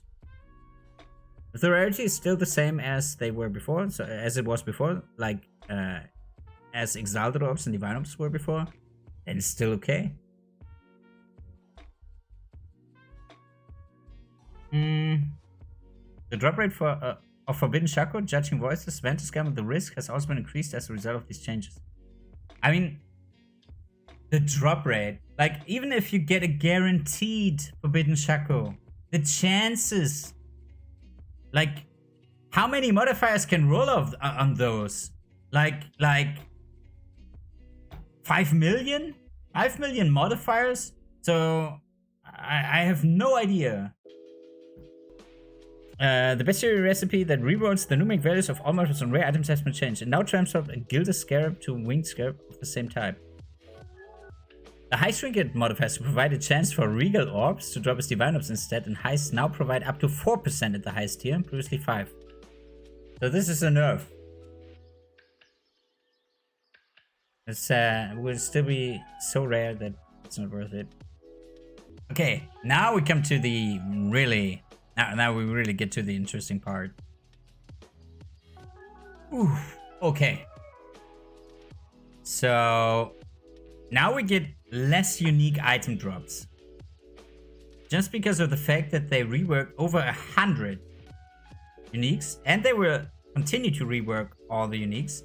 And hopefully one day, I have a dream, you know? I have a dream. One day they will finally put the legacy stats back on the Starforged sword and just make it a super rare drop. Like, if you look at people who play Cyclone, for example, you only find people that either play a mirror tier X or a mirror tier stuff. There's no one using swords anymore because it's not worth it, because also the way the tree was built it's it makes no sense to go all the routes for the 2 for the sword nodes on the right side and the sword nodes on the left side and the middle. It's not worth it. So basically, they could have simply kept the original Starforge sword and just make it a super rare drop. That would have been enough for not every player playing Starforge. Okay, the cheap construction, replica cheap construction, Cheetah's Needle, Glitter Disc, Isaro's Dilemma, Isaro's Turmoil, Rotting Legions, Spine of the First Claimant, the Peregrine, and Viper Scales and Word Cover unique items can no longer drop.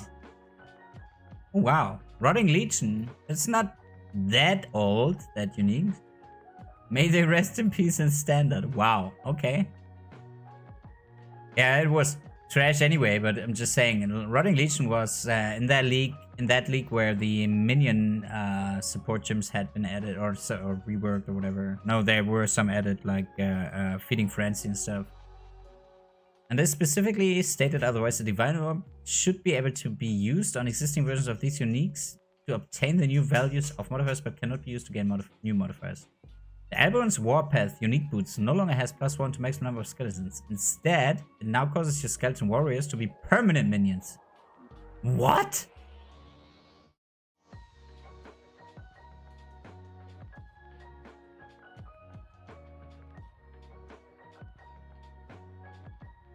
This basically says if you use Alberun's Warpath, you don't get another skeleton added, but your skeleton warriors are permanent. They don't expire anymore.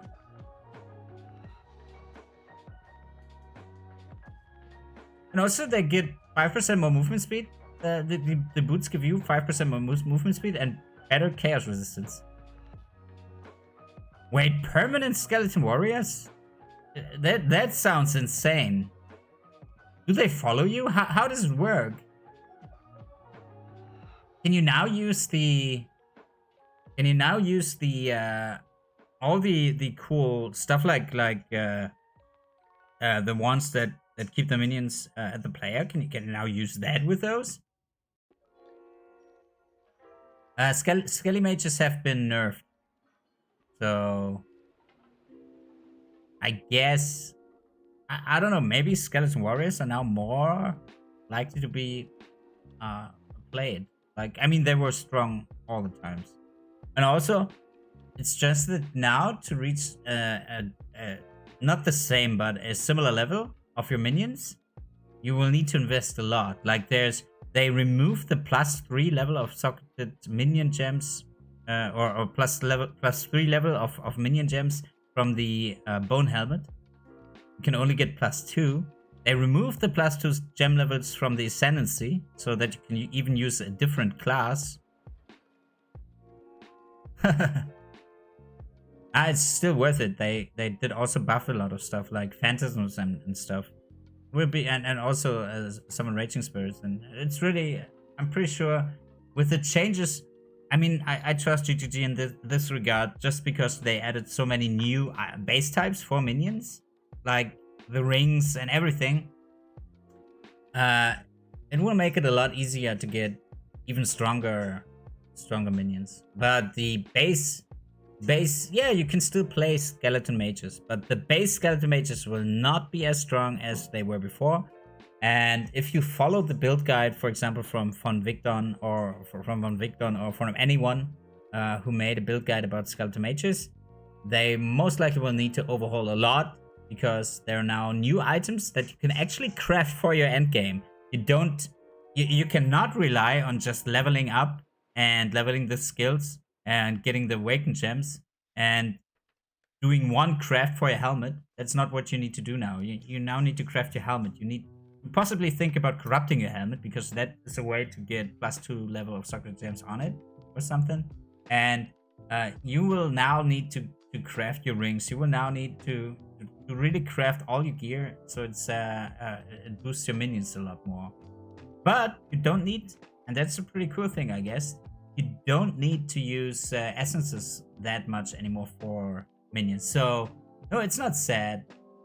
It's yeah, that's true. But you still, I mean, potentially they can still be very, very strong and do everything. But you just need to invest more time to do it.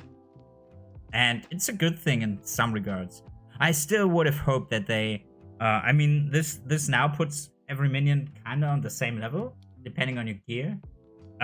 This also, however, removes the individuality. Like every minion had something like a own specialty, and now if every minion is the same and pretty much, and you just need to craft this super cool gear, then there might be one or two choices that may be a bit stronger than the other. But in the end, there's nothing special about different kind of minions anymore. Most likely, if you're someone who likes to farm a lot, you would just choose the minion that clears the best, or the minions. If you're a boss farmer, you would just choose the minion that deals enough or the most damage, so they can kill a boss quickly, and that's it. So you would not be looking for oh, can I try this Spectre, or maybe next league I play this golem type or this. No, now you would not care about this anymore. If all minions more or less have the same power level, that's not cool. Like, I don't know. But still, everyone who likes to play minions will still enjoy this a lot, I guess. But yeah, it's just not for me anymore. The Allelopathy unique gloves no longer has 20 to 30% increased damage over time, and is now Sething gloves. So they just removed the dot mod and changed the base type. Huh. The ambush charge unique body armor no longer has gain and endurance charge when you take critical strike. No longer has share endurance charge with nearby party members or regenerate 2% life per second. Instead, it now has gain up to maximum endurance charge when you take critical strike. Your nearby party members' maximum endurance charge are equal to yours. Yeah, this is good for cheap party play. But that's it. Oh, they buffed the anvil. That's now 10 to 50% chance to block attack damage. Epic Rage unique one now has poisons to inflicted deal damage 30 to 50% faster, previously 20. Rakutiki, I actually used that amulet when it dropped early in the game. Like, that was never a bad amulet. I used it I used the upgraded version in a private hardcore league once. No longer has regenerate 1% of life per second while on low life. Instead, it now gain elusive on regen on low life and phasing while on low life. It also now has plus 150 to evasion rating. But I don't know. So it's no regen anymore, but maybe a chance that you not get hit.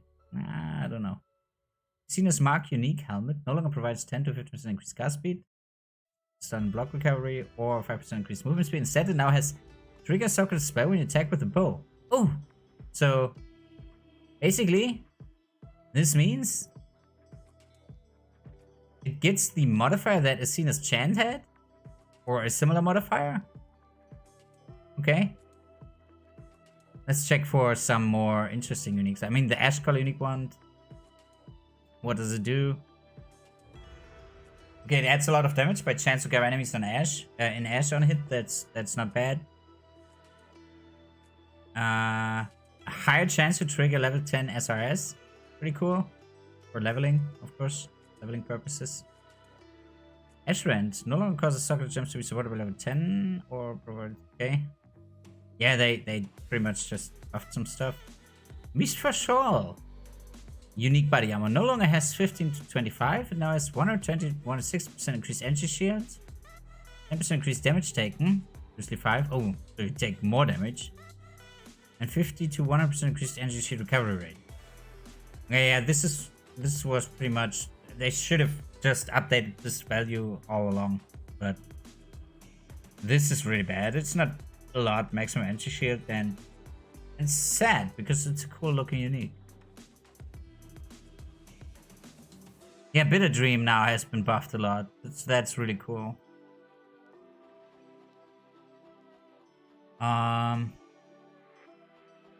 The Blackheart unique ring no longer provides 5% increased global physical damage or 20 to 30 maximum life. It now adds 10 to 15 to 20 to 25 chaos damage to attacks. and causes you to regenerate 10 to 15 life per second. Okay. Blood of Corruption unique amulet now has a level requirement of 5. Yeah, it's a pretty bad amulet. Didn't make any sense to wait until level 20 when you could use 30 different other amulets that were good. The Ramberjack unique body armor no longer adds physical damage. Now has -10 to -15 physical damage. Previously -2. A lot more flat life. And 1000% of melee physical damage taken reflected to the attacker. Previously 40.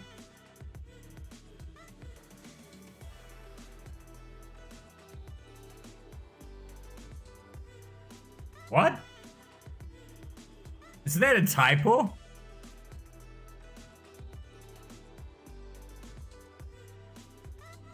Wait, is that a typo? Is it really 1000%? So any boss that deals melee physical damage, you can instantly wipe out?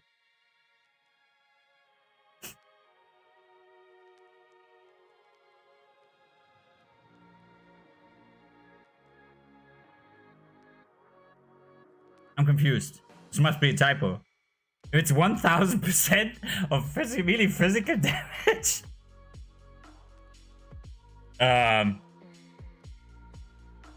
Okay. Whatever. Let's continue. Rhine Crown. No longer mana regen or stationary. Just +3 maximum cold rest and lost a lot of stats. I don't know if that's good. Oh, Bringer of Rain now has Soccer Gem supported by level 30 melee physical damage. Bastard. Oof. Yeah, that's more accordingly. I always loved Bringer of Rain ever since there was in Path of Exile. I think it was back when there were three acts, like normal, cruel, and the last of it I forgot. But the thing is, I think it was Nightmare or so. I don't recall. But anyway, the thing is, there was this blender build, and this was using Bringer of Rain and Soultaker Siege Axes. And I was playing this build, and it was super fun and super strong. And this was so cool. But nowadays, this helmet simply did not, even if you double corrupted it and stuff, it simply did not really it simply was not strong enough to get through the maps or anything. So now with level 30 as a 7-link, this can be really good, especially if you scale blind now on the tree. This can be really, you could maybe with this, I really need to calculate this. Maybe with this you could do the blender build again. The blender build was working like you were blinding all the enemies, so you simply were not being hit anymore. They couldn't hit you. And now if you deal a amount, I mean, the Ring of Rain still has the thing that you cannot use a body armor, so that is something that you need to consider. But you can make up for it. And I don't know, I don't remember the stats of the Hayforge, but the Hayforge gloves, I think there could be some potential stuff that you could do with this. I don't know, we will see. This is crazy. This makes it so much. Now I'm really excited to try a blender build. I was thinking, when I saw the rework of the Bronze Lith, I was thinking, which is mentioned here, I was thinking of doing the Tesla Cyclone build again. Which is, I think, from something like 3.11, the last time that was playable. But now, I'm thinking blender build. This looks really, really promising. I might try it out next league, actually. The Brisk Grab unique body armor no longer has 5% increased movement speed or 10% increased attack speed. Instead, it now has 1% increased damage per 50. Oh, so it basically got the... Now has a sun... Oh, okay, it's a different base type. So does it now have the stats of the upgraded version? Or similar stats? Yeah, interesting.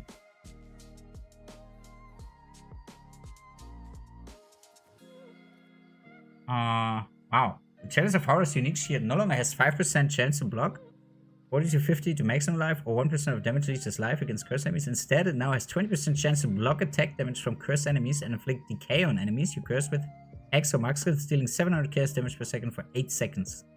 It also now has 100% chance to cause monsters to flee on block, previously 10, and plus 3 level of Soccer Curse Gems. Oof, that's a big buff to the Chalice of Horus. That was basically always a vendor unique. The Clay Shaper unique mace no longer has minions deal 5 to 8 and 12 to 16 additional attack physical damage, or minions have 20 to 30% increased maximum life. Instead, it now has Golem Steel 96 to 120 to 132 to 160 added attack physical damage. It's still leveling unique, but probably now it's worth it even more for you if you want to play Golemancer.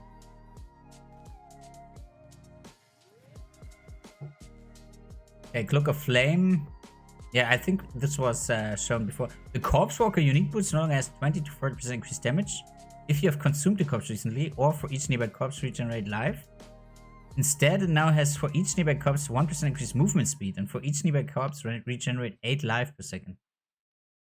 Ah, that sounds like a nerf. The Covenant unique body armor no longer has Soccer Gems cost and reserve life instead of mana. Instead, it now has Soccer Gems as part of a level 29 added chaos damage, previously 15, and skills gain a base life cost equal to 1% of base mana cost. Oh, okay. Crown of the Pale King unique helmet no longer has 30% of damage reflect to enemies when hit. 100% of damage. Okay. Crown of Thorns helmet now grants 150 to 225 maximum energy shield. The Crown of Thorns unique helmet now grants 150 to 225 maximum energy shield, previously 60 to 80. It also now has 25 physical damage taken from attack hits, previously 5. So this is a buff for the Crown of Thorns, which you previously would not use. Maybe now you would use it until you find a better rare one. A better rare helmet. The Sibyl's Paw unique claw now has 15 to 20% increased cast speed, previously 8 to 12, and 15 to 20 life gain for each enemy hit by your spells. This is nice. This is also for leveling. This is a good buff. The Restless Courage unique shield no longer has 20% increased global physical damage or 3 to 6% chance to block. Now has 250 increased armor and evasion. 20 to 30 all elemental resistances. 100% chance to block attack damage if you have blocked spell damage recently, and 1% chance to block spell damage if you have blocked attack damage recently. So this might actually be a endgame viable item until you get your crafted shield for any champion. So yeah, I think the design of the Restless Courage always was nice, and it was kind of sad. A lot of the uniques have this problem that they're so well designed, and some of them have a really cool mechanic, but with all the changes that have been made to PoE in general, it was it was really overdue that they made these changes now. This was I'm excited now. The Restless Defiance unique body armor now has 1% increased onslaught effect, which is 60 to 100. So this is a fixed value now, okay? And 2% of physical attack damage leaves life previously. Oh, wow, okay. Yeah, this is a nice buff. I had a Restless drop last league, or I think 2. And I even 6-linked one, if I remember correctly. So I really think that was a cool armor, but it wasn't used that much just because there were so many other modifiers on different armors that you can either craft or find or buy. That, yeah. But now it might be a viable reason to use it again. This type unique bow now has bow attacks fire 2 additional arrows. So this is basically also the upgrade, I guess. It's like the previously what was it called? So the prophecy version previously. Death Rush unique ring has been redesigned, no longer has any of its old properties. What? No more onslaught? Now has recover 5% of life on kill and gain adrenaline. Okay, adrenaline is also a good buff. Your Stalker no longer has maximum life. Okay, but now the gems are supported by higher level trap. I don't know. This this makes them even worse, actually. Those were like leveling boots all the way, and they're still leveling boots, but now you you lose life. And this is not a super high life score. Now they're even more trash. Like, who cares? The Deep Bell unique helmet no longer has 20% increased melee damage or adds 10 to 20 physical damage to attacks. Instead, it now causes skills which exert an attack to have 20 to 30% chance to not count that attack. Okay. And that's pretty cool, I guess, for people to play with exerted skills. I don't. But those who do, probably cool. Demon Stitcher unique gloves now has 100 to 120. Energy shield and maximum life. So this is a big increase. And sacrifice 5 to 25. So this is just something that you need to divine if you get a bad one. And yeah, since divines are as rare as Exiled Orbs and stay this way, well, I don't know. I mean, there were in the past leaks only a few builds that were using those. I don't know. Maybe even more. I don't know. I think it was more the leak before last or something. The Diala's Malefaction unique body armor now as Gem Socket and Red Sockets have +2 level. So this is a nice buff. Plus 30% to quality now. And Blue Sockets gain 1% increased experience. Usually 25. Okay. This is cool. I actually used this armor in some builds because you can do crazy stuff with it due to the quality. That's actually something that I've tried out before. Okay, Druids to know have been buffed a bit and nerfed. Because the reduced cast speed was always the reason why nobody was using these gloves. The only good thing is now that it gives a lot of intelligence, so builds which kind of need intelligence for any skill could use these if they get a good rolled one for a certain amount during leveling. But still, this is just something that you would choose when it drops and you don't have anything better, which is rarely the case. But anyway.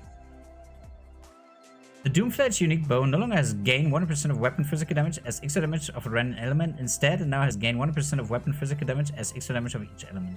Okay. Sounds good. Nice little buff.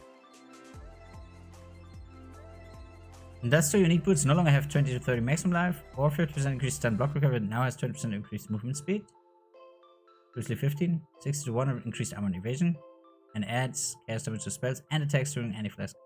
Okay, so they basically removed the stun block recovery and the life.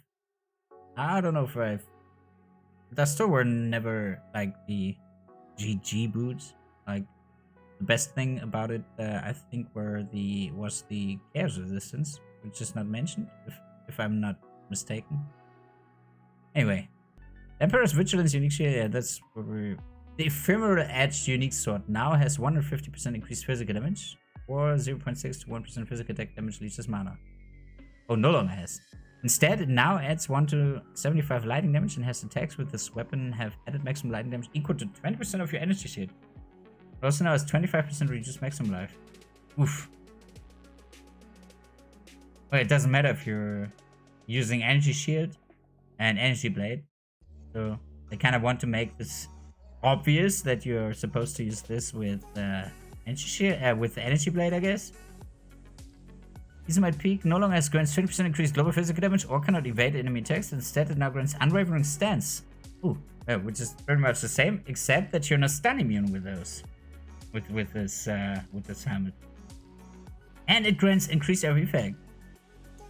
Oh wow, this is actually a very good leveling unique now for Cyclone, as long as you are not a crit Cyclone.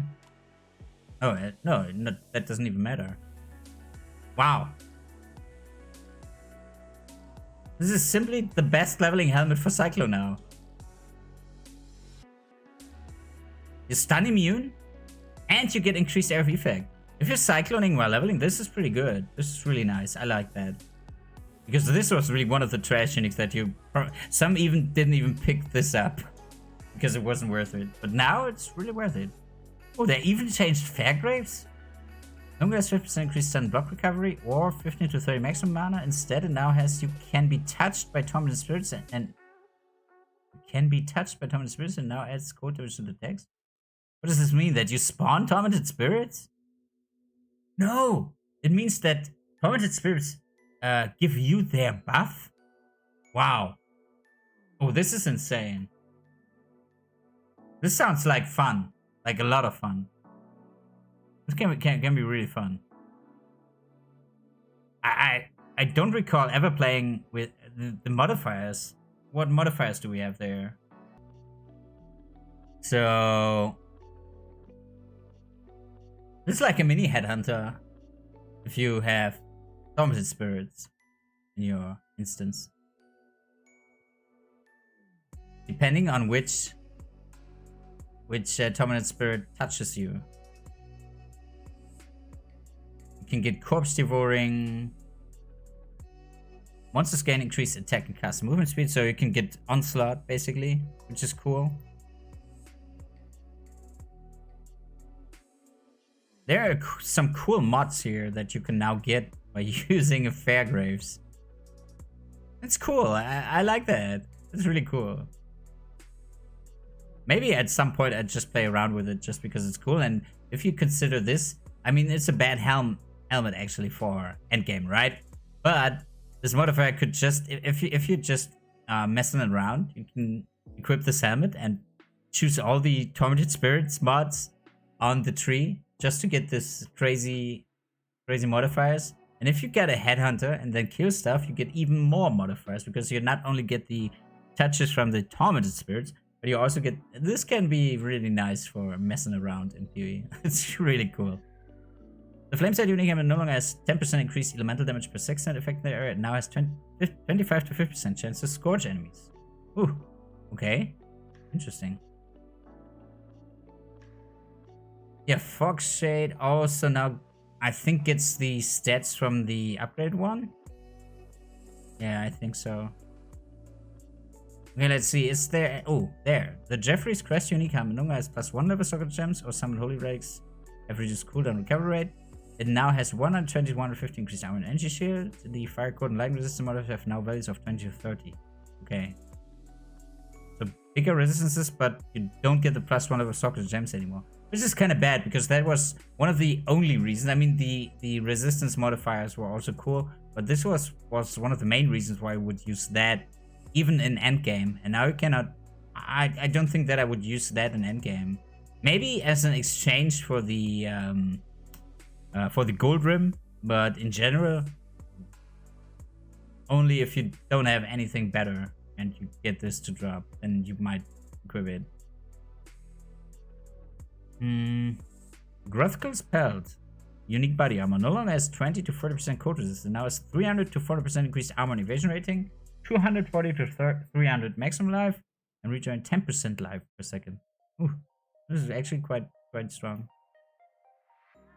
Heartbreaker unique rune dagger. No longer has +50 maximum energy shield. Now has 60 to 100 maximum mana. I still don't see any mana builds. Agnostic mana builds coming back, but you never know. Heat Shiver. Let's see if we can find some stuff that's actually interesting.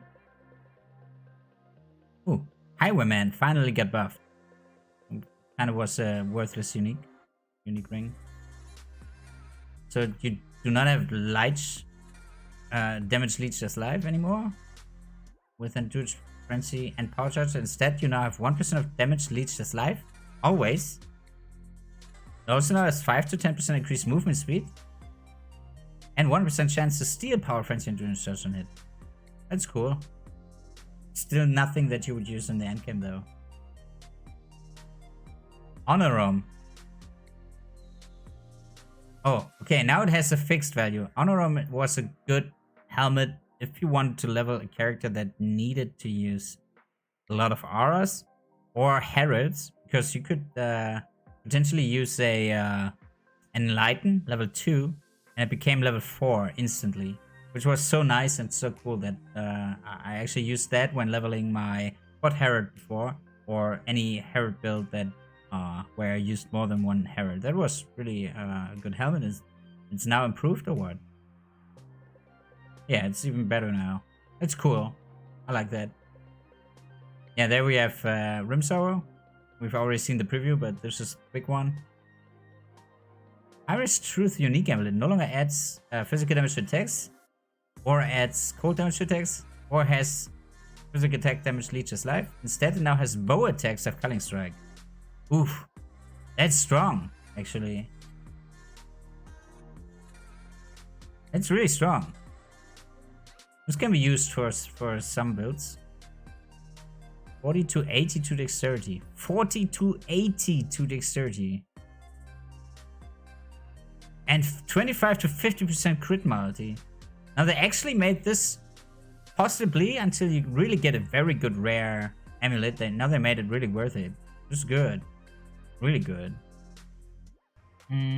What else? Ming's Heart. That's 25% reduced maximum energy shield. 25% reduced maximum life. I don't know if the damage buff, the reduced energy shield and life was the main factor why no one is using it. And even if you add more damage, most likely no one will ever use Ming's Heart. Oh, they buffed Nagamu's Sign unique ring. That's interesting. So maybe we get something like the return from OMG It's Chooses. The return of such a build where you use those. Obliteration no longer adds physical damage or increased crit chance. It now gains 30 to 40% of physical extra chaos damage. I don't know if that's better. I mean, mostly people use it just for the explosion. So I don't know. Ooh, the Ralakesh Impatience unique boost no longer has gained frenzy, endurance, and power charge once per second while stationary. Instead, it now causes your minimum frenzy, endurance, and power charges to be equal to your maximum while you are stationary. That is a buff, because some builds, some flicker builds, for example, just swap the boots before their boss fight and then entered with the maximum amount of charges. And now you can do this even more efficiently because you really can just swap it out once and boom! There you are. The Wrath with Globe unique shield now has sacrificed 10% of your life when used or trigger a spell skill, previously 4. Wait, was that a thing? Because it kind of feels like they've changed. I don't know if this is a huge buff or not. Restless Water has been buffed 4% now per frenzy charge instead of 1. That's good. More life regen per endurance charge. And even more charge duration. Cool. There were rarely people running with this armor because it was quite common. But it makes sense now. Maybe it's a good you know, good for until you get your really cool influence rare chest or something. Also, this used to drop as a 6-link a lot in Light and Legion. So the City Breath unique amulet no longer has minions have 10 to 50% increased movement speed or 10 to 15% reduced mana cost of minion skills. Instead, it now has minions convert 50% of physical damage to cold damage. Minions deal no non-cold damage. It also now has minions deal additional cold damage. Well, I kind of like the movement speed for the minions, but the damage conversion is also kind of cool, I guess. Singularity unique scepter now adds 1 to 10 to 150 to 200 lightning damage to spells. So this is a huge buff. 1% increased damage with hits and damage against hindered enemies. Yeah, I used this Singularity scepter a couple of times for leveling. Like once I've reached Act 9 or 10, I was switching to Singularity. I think it was Act 10. I was switching to that sometimes. Steve's Torment unique ring now has 25 to 30% to all element resistances. Wow. Holy sh... Yeah, used to not kill in party, but that's true. But also, it could be a cheap option now for Animated Guardian. But Thieves Torment now has been buffed. That's a pretty good buff for, because you cannot wear any other rings if you use that, right? So it's a pretty good buff. The Wraithlord unique helmet no longer has minions regenerate life or plus 1000 to Spectre maximum life. Instead, now cannot have non-spectral minions and plus 2 maximum number of specters. Whoa, that is really really strong buff for people who want to play with specters early. That's cool. I think that helmet, I think it did not have a high requirement to use. Let's see what Wraithlord. Let's see what was the requirement. 34. So basically about mid Act 3 or end Act 3, you will be able to have more specters, right? That's cool. That's really cool. I like that. People who want to play with specters now can have more specters early on. I mean, this kind of makes it. Usually, you would run with a golem, a stone golem, or something that heals you or whatever, or some other minions. So, but still, it's cool that for people who really love their specters can now really do something with it early on. That's kind of cool. The Worm's Mold unique belt now has a level requirement of level 41 instead of 8. The physical attack damage, leeches life, and mana modifiers now have values of 2%, both previously 0.4. Now it's 500 to 1000% increased total recovery per second from life leech, and 500 to 1000 increased total recovery per second from mana leech. It also now provides 20 to 30 to cold resistance, previously 10 to 20. Wow. When Prophecy was removed from the game, some Fate uniques were discontinued or merged with the normal version, and the remainder were moved to occasionally drop from map bosses. However, this drop method was always intended to be a temporary measure. The original plan was to develop a new method of making Fate unique items to properly replace Prophecy. However, with the second round of Fate uniques merged with their base versions by the changes listed above, it became clear that there were not enough remaining Fated unique items to support such a system. We are instead just disabling Fated uniques from dropping. Fated uniques can no longer be acquired. A Note in the Wind, Echo's Prophecy, Mad King transformation have been temporarily disabled.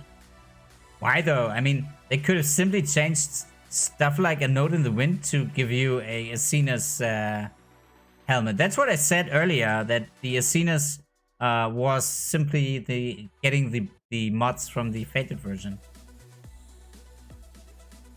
Added a vendor recipe for Chimera's Avarice. I mean, there were not that many builds playing it, right? As a result of this, Fated Unique's Atlas Passive Cluster and Rare Cluster opposite it have been removed and replaced with skills that make it more likely to find specific master missions. Fated Conflict has been removed. Ooh.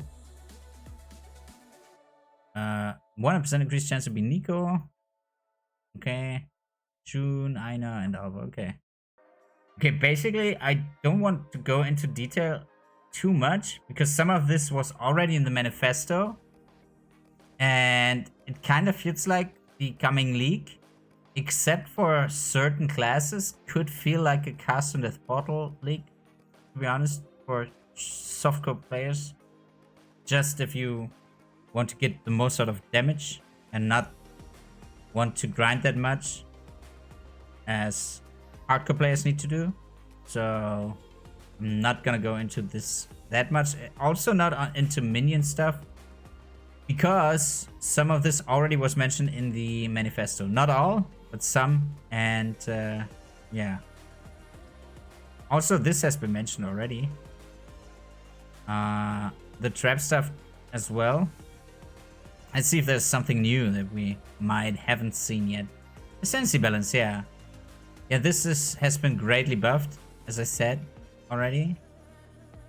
Juggernaut. It's kind of interesting that they did not really talk about that a lot. It feels like they've missed it. They've missed to talk about that. Untiring. It grants 40% increased life regeneration rate and 1.5% of physical damage prevented from hits in the past 10 seconds regenerated as life per second. It's kind of cool that Anyway, Chieftain. Slams used by Taurus chosen now deal 100% more damage, previously 50. Has been buffed. Master Alchemist quite weak. What do they do with that? Pathfinder's Master Alchemist notable Ascendancy passive skill no longer grants 20% chance to freeze, shock, and ignite during any flask effect. Instead, it now causes magic utility flasks applied to you to have 20% increased effect. Wow, that's strong. That's very strong. Pathfinder's Nature's Boon notable Ascendancy passive skill no longer grants 6% reduced elemental damage take.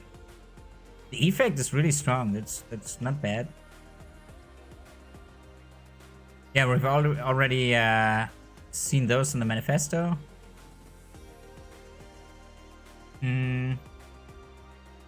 Also, the stuff about brittle and reservation efficiency. Yeah, this has been removed, but there must be something to compensate for that, because when they did change the mana reservation method or how it works, then their talks for that was, yeah, effectively now you can activate an aura more. By removing that, I feel like you cannot activate an aura more anymore. Yeah, also that they reworked Chainbreaker is pretty cool. But most of this was already in the manifesto. Okay, monster changes. Monsters are now unable to evade reflected damage. Wow. So any melee physical thing can be killed if you use Bramble Jack. Any monster that deals melee physical damage can be killed by using Bramble Jack, because you reflect 1000% of their damage. This is kind of nuts, in my opinion. Reflect puts you better. Yeah, seriously. Like, I mean, it's still. I'm still not 100% convinced that this is not a typo, but this 1000% of melee physical damage taken reflect to attacker. This is kind of crazy, isn't it? At least it sounds crazy. Like, really crazy. Divination card changes. Crimson, Viridian, Cobalt, and Abyss Shoots are now potential reward outcomes when turning in a stack of Max Opus. Okay, yeah. Oh, now, this is interesting. Let's see. The following maps have been removed. This is Basilica, Bazaar, Beach, Buried Chambers, Cage, City Square, Core, Courtyard, Crystal Ore, Desert Spring, Fields, Glacier, Infested Valley, Ivory Temple, Lookout, Mineral Pools, Palace, Pit, Reef, Sepulture, Sang City, Tower, Toxic Sewer, Tropical Island, Volcano. Kunura, that's what I meant. If they haven't removed it out of the pool, and they did. So, no, there's no tower farming this league. There are a lot of maps that are favorited by a lot of people are gone now. It's just kind of sad. This league that they're missing.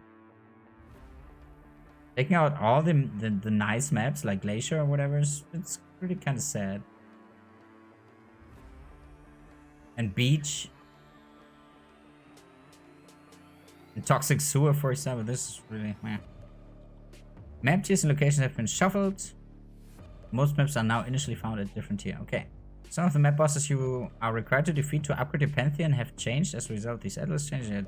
Not then that's just as it been before. Some divination gods have found new homes. Okay. Why is there a... So which ones did find a new home? Oh, it's just... Oh, okay, I see. Yeah, Beach is gone. It's really sad. So, what is interesting here? Well, at least we still get a can still run Strand, and Strand can now drop Scholar of the Seas, which is not that bad, I guess. I mean, Maokun, it's cool. Yeah, we've already seen that. I mean, Expedition for 12C is okay. Probably people will still just use Scarabs. Oh, cool. The map device now remembers which map crafting option you last used and is automatically selected if it is available and you have the relevant currency. That's cool. Quality of life. Okay, more user interface changes and quality of life improvements will be revealed in the upcoming news post. Okay. Accessing the Path of Exile trade website now requires you to be logged in. I kind of like that. Though, could this mean that you cannot use other trading sites anymore? Like when their page was effed up because their servers simply couldn't handle the amount of trade requests. Like, for example, sometimes you just stand around in your hideout and nothing happens. You switch the area and still nothing happens. That was last league. The league before that, you at least could switch the area and somehow then your items pop up on the website. But last league, it didn't matter. For some reason, for 5 hours, you did not get any trade request. And you were just continuing to map. And at some point, from now to the next moment, you get like 50 trade requests for all the shit items that you had listed and that were still in the stash. That you had listed 5 hours ago. So, I mean, if they take away the possibility to use other trading sites, then they hopefully also ensure that this is refreshed all the time, because there's nothing worse than if you list something and at some point you're not even sure if it will ever sell, and 5 hours later you get like 50 trade requests for so many items at once. That's not how it should be. So hopefully we get enough server capacity for that. Okay, a lot of bug fixes. Yeah, that's it. Okay, I have to say I'm pretty excited for the new league. Honestly, I'm a bit afraid about the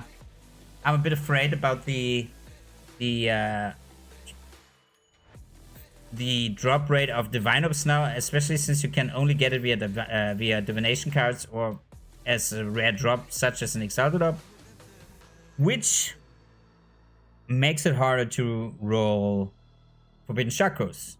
So even if it's more common to drop a Forbidden Shackle, and even if you would get a Forbidden Shackle from every time you face Ushabi, the Ushabi fight was still super rare, and even last league I only got one to drop. Like, with this rarity, it doesn't really matter if even this one would drop a Shackle. I mean, the Shackle wasn't that hard to get. You could still farm for divination cards, right? So I think last league I had two Shackles, one dropped and one from divination cards. But still, the chances and odds of getting your wished support gems on it is already very high, and making it harder to get Divine Orbs makes the Shackle even more expensive if you were to buy one. Yeah, it's okay with the crafts and stuff. That's all fine, but the fact that you cannot roll unique items or re-roll unique items on the Hardy crafting bench is like it's really hard now to get this stuff. Like if I really wanted to play a Forbidden Shackle Flicker Strike build, and which needs level 35 Ice Bite, or let's say level 34 or whatever, but if you want a good rolled Shackle, this will be very expensive now, and it was already expensive before. A perfectly rolled Shackle sold for 2 mirrors or higher, so getting this will be really hard, and that was actually what I wanted to do next league. We will see. Maybe I change my plans. I mean, as I said, Ring of Rain is quite interesting and makes me want to try out Blender build again. Maybe we can make it work now since they buffed it a lot, but yeah, there's also the Tesla Cyclone build that I'm thinking about bringing back, maybe. But yeah, we will see what I do.